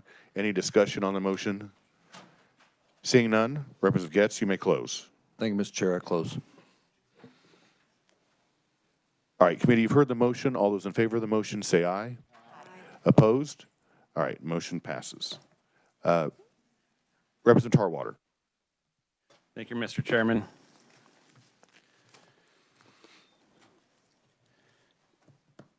So I have a proviso for cyber workforce. You could go ahead and explain your amendment while they're passing that out. Yeah, sure. So last year we had some money in the budget for, excuse me, Enterprise KC and their Cybersecurity Center for Excellence. And that was intended to be a 3-year proviso. It was only a 1-year proviso last year. And this would be year 2 funding of that, of 3, but we'll have to consider it each year because it's a line item expense. Enterprise KC was founded as a technology-based think and do type think tank to accelerate enterprise growth, workforce development, and economic prosperity in Kansas, and we appropriated for it last year. There are more than 4,500 open cybersecurity jobs in the state of Kansas and 45,000 in the nation, or 450,000 in the nation. And these all pay over $100,000, and only a third of them, do not require a 4-year degree. And so this is an opportunity for kids to get certificates and make quite a bit of money. It's also an opportunity. These jobs can be in rural areas because they just need connectivity, and this program does provide connectivity. So at its core, this program supplies a data sphere. The data sphere analyzes thousands of companies and job signals. It also has a talent sphere, which aligns the aptitude and industry demand. The Heartland Cyber Range is really cool, and it delivers hands-on training statewide. And the Aura Nexum provides secure distributed infrastructure capable of 7,000 concurrent users at the same time at lightning speeds. I think there are other people that are familiar with the program that can speak to it, and I'll leave it at that for right now. All right, committee, for the motion, is there a second on the motion? Seconded by Representative Francis. Discussion on the motion. Vice Chair Williams. Thank you, Mr. Chair. I just want the committee to have a little bit of background on this. I'm not opposing the motion, But this was offered last year during conference, and I asked for a white paper. Do we have anything in writing about this? Nothing. Nothing was given. There was never a mention of 3 years. So while it sounds like a wonderful program and I'm not opposing it, this is truly one of those items based on last year that shouldn't have happened last year because it actually happened during the conference committee when we suspended the rule. So I'm still not happy about what happened last year. But again, I'm not opposing the motion. Thank you. Representative Helgerson. Senator from Saline answer a few questions? No, that's funny. I thought you might get a kick out of it. Next year, we'll give you an award for it. Is this located in one university or one place, or is this scattered across a dozen campuses? Representative Tarwater. Yes, and so this is in every public school we have. It's in all the universities. It's in technical centers, and it's statewide all over. Anybody can do it from anywhere, and it is a free service. Representative Helgerson. So where's the $3 million going? Is it divided up to each one of the schools? Representative Tarwater. The $3 million is going to the cybersecurity program to continue to build it out and to continue to add students. Is this done by private? Is there a private business that's in competition with this? Representative Tarwater. I don't believe so. This is a private business. Enterprise KC is I guess it may be a nonprofit, but I mean, they're on the cutting edge, so I don't think there is any competition. No other state has anything like this. Well, so we're paying $3 million to a group in Kansas City that is providing services to the school districts and the universities around the state, but it is also can be provided right now by other private businesses, both in the state and out of the state. Representative Tarwater. Could you repeat that question? That's not worth it. I'm going to go along with what the vice chair mentioned. You know, we keep adding a few million here, even when we ask for papers on the document, we don't get the information. And then we added in a 3 million here or 5 million or a 7 million. And you know, at least you need to have some background information or a hearing on it. Any further discussion on the motion? Representative Turk. Thank you, Mr. Chair, and I won't beleaguer it too far, but let me just point out, this is one of those things that is happening here and now, and I understand the frustrations of the expenses. I totally get it. You've seen what I've done with my budget. I get it. But this is one of those examples of where we have something that is innovative. It needs that kickstart. It's actually in the schools, on the ground, in the trenches, producing return on investment that we can see. And cybersecurity is the talk of the town across all sectors of the corporate world, the military, and these guys are figuring out how to not make it a 4-year or a 2-year need, but maybe a 9-week course that gives you a certificate and gets you producing in the economy. So if there's anything that you're going to be investing in right now, it's this. And if we're frustrated about growing the budget, maybe all of our individual chairs and all of our individual subcommittees can double down our efforts and find those savings within our budget so that when these kinds of things come up, it's not quite as painful. Any further discussion on the motion? Seeing none, Representative Tarwater, you may close. Thanks a lot for the debate, and thank you, Mr. Chairman, for the time. There was one other thing that I wanted to mention, that they are contracting with United States military cybersecurity currently, and that requires some state funding, and this would suffice for that. Secondly, I know we're all really busy up here, but there were comments made that we have got no information on this in the white paper. There is an enterprise KC folder on all your desks under a lot of paper somewhere. It's been there for a few weeks. I read mine, and it's got some very valuable and neat information in it, and so I would advise you to read that. Also, they're open to having legislators come to their office. I sat through a several-hour presentation a few weeks back, and it is really an incredible place, doing some incredible things by some incredible people that are very loyal to the state of Kansas. And with that, I'll close. All right, committee, you've heard the motion. All those in favor of the motion say aye. Opposed? The ayes appear to have it. The ayes do have it. Motion passes. Are you done, Representative Tarwater? Yes, I am. Thank you very much. Representative Carpenter. Thank you, Mr. Chair. I'm going to hand it off to Representative Bueller. Representative Bueller. Thank you, Mr. Chair. We had a miss in KDADS. So my proviso would be add $600,000 SGF for Envision Inc. For home-based services, independent living skills training, white cane training, mental health support, and assisted technology for all ages. Essentially, this Envision Inc. supports the blind, the visually impaired. We did this last year. We had line of sight during the previous 6 or 7 weeks, and we lost the bubble on this one, which means we lost sight of it. This will supplement Envision's service programs. All right, committee, for the motion, is there a second on the motion? Second by Representative Carpenter. Discussion on the motion. Representative Helgerson. You said we funded this last year? That is correct, for the same amount. How many people did they serve? I don't have their metrics in front of me, but I'd be happy to get that back to you. Where did they serve them?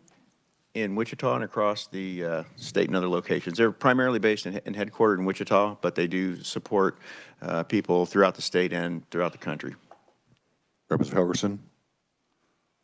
But we don't know how many people we got served for the 800 and some thousand. Representative Bueller. 600,000. Thank you, Mr. Chair. It was 600,000 last year. We can get the metrics from the organization. We lost sight of this one. That's on us. Thank you, Mr. Chair. And we have funded this for not just last year, many years prior. That is correct. No, one time. All right, committee, any further discussion? Seeing none, Representative Bueller, you may close. Thank you, Mr. Chair. I close. All right, committee, you've heard the motion. All those in favor of the motion say aye. Opposed? The ayes appear to have it. The ayes do have it. Motion passes.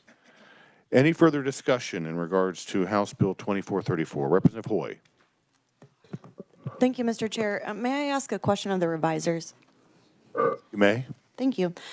On the immunization schedules proviso, I've gotten a couple of questions about it. And I went back and looked at the Kansas school kindergarten through grade 12 immunization requirements. And currently that document lists the American Academy of Pediatrics and American Academy of Family Physicians for their recommendations. And I'm making an assumption that they expensed monies in order to put the school immunizations together.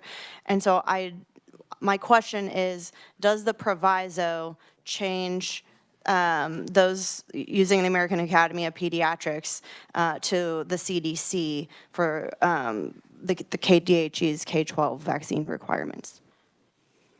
Jill?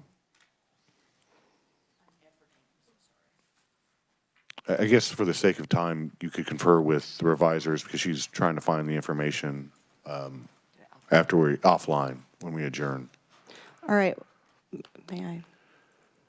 And again, as I mentioned before, we are going to have a trailer bill, so if there's going to be any discussion, that's the intent of myself, is to have a trailer bill. So if there's anything that we need to have cleaned up later on, we can address it then.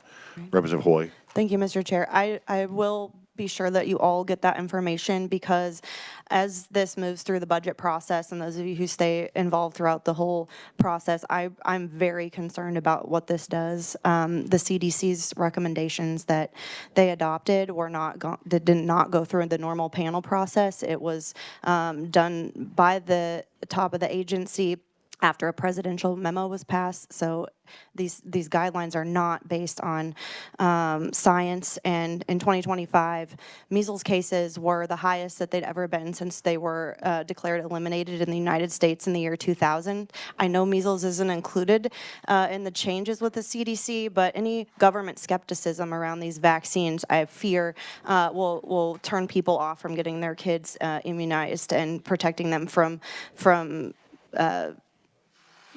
the loss of life and limb. So this is really important information that we need to get to the bottom of and have an understanding of what that proviso does. Thank you, Mr. Chair. Well, and as you said, is that you're going to be getting the information from the revisers and then sharing it with the members of the committee after the meeting. Representative Ballard. Just a quick comment on that. I will follow up on a little bit. If you remember last year, we funded anything for diseases. It wasn't measles. It was, tuberculosis, I think, or whatever it was we did last year. And we had it on there, and we ended up eliminating it when we went to conference. And then we found out later through the month that measles came and other things were increasing. So I thought that the House took an advantage, the Senate didn't, and we found out later on what's increasing. So I think we should at least know that there has been a spike. Thank you, Mr. Chair. All right. Any further discussion in regards to House Bill 2434? All right. I would entertain a motion to have House Bill 2434 passed out of committee favorably as amended. Vice Chair Williams. I make that motion. Is there a second on the motion? Seconded by Representative Turk. What was it? And then also that would also include any technicals that may be made by staff, if that's fine with the maker and the second. All right, all those in favor of passing out House Bill 2434 favorably for passage as amended? House substitute for House Bill 2434. Thank you, Jill. As amended, all those in favor say aye. Aye. Opposed? The ayes appear to have it. The ayes do have it. Motion passes. All right, I want to thank committee, and I believe Vice Chair Williams has an announcement. Thank you, Mr. Chair. So if you are in select committee or you're waiting for a select committee, it will be upon adjournment. We'll probably need about 10 minutes to reorganize. So if you are not part of select committee and you do not want to stay, please exit quickly. Thank you. All right, I just wanted to say thank you to the committee for technically the last week of discussion that we've had on the budget. And I just wanted to commend you. So all of you have a happy Valentine's Day weekend. And we do not have a meeting on Monday. So that is a meeting I'll call the chair. And the chair is calling no meeting. So I will see you next week.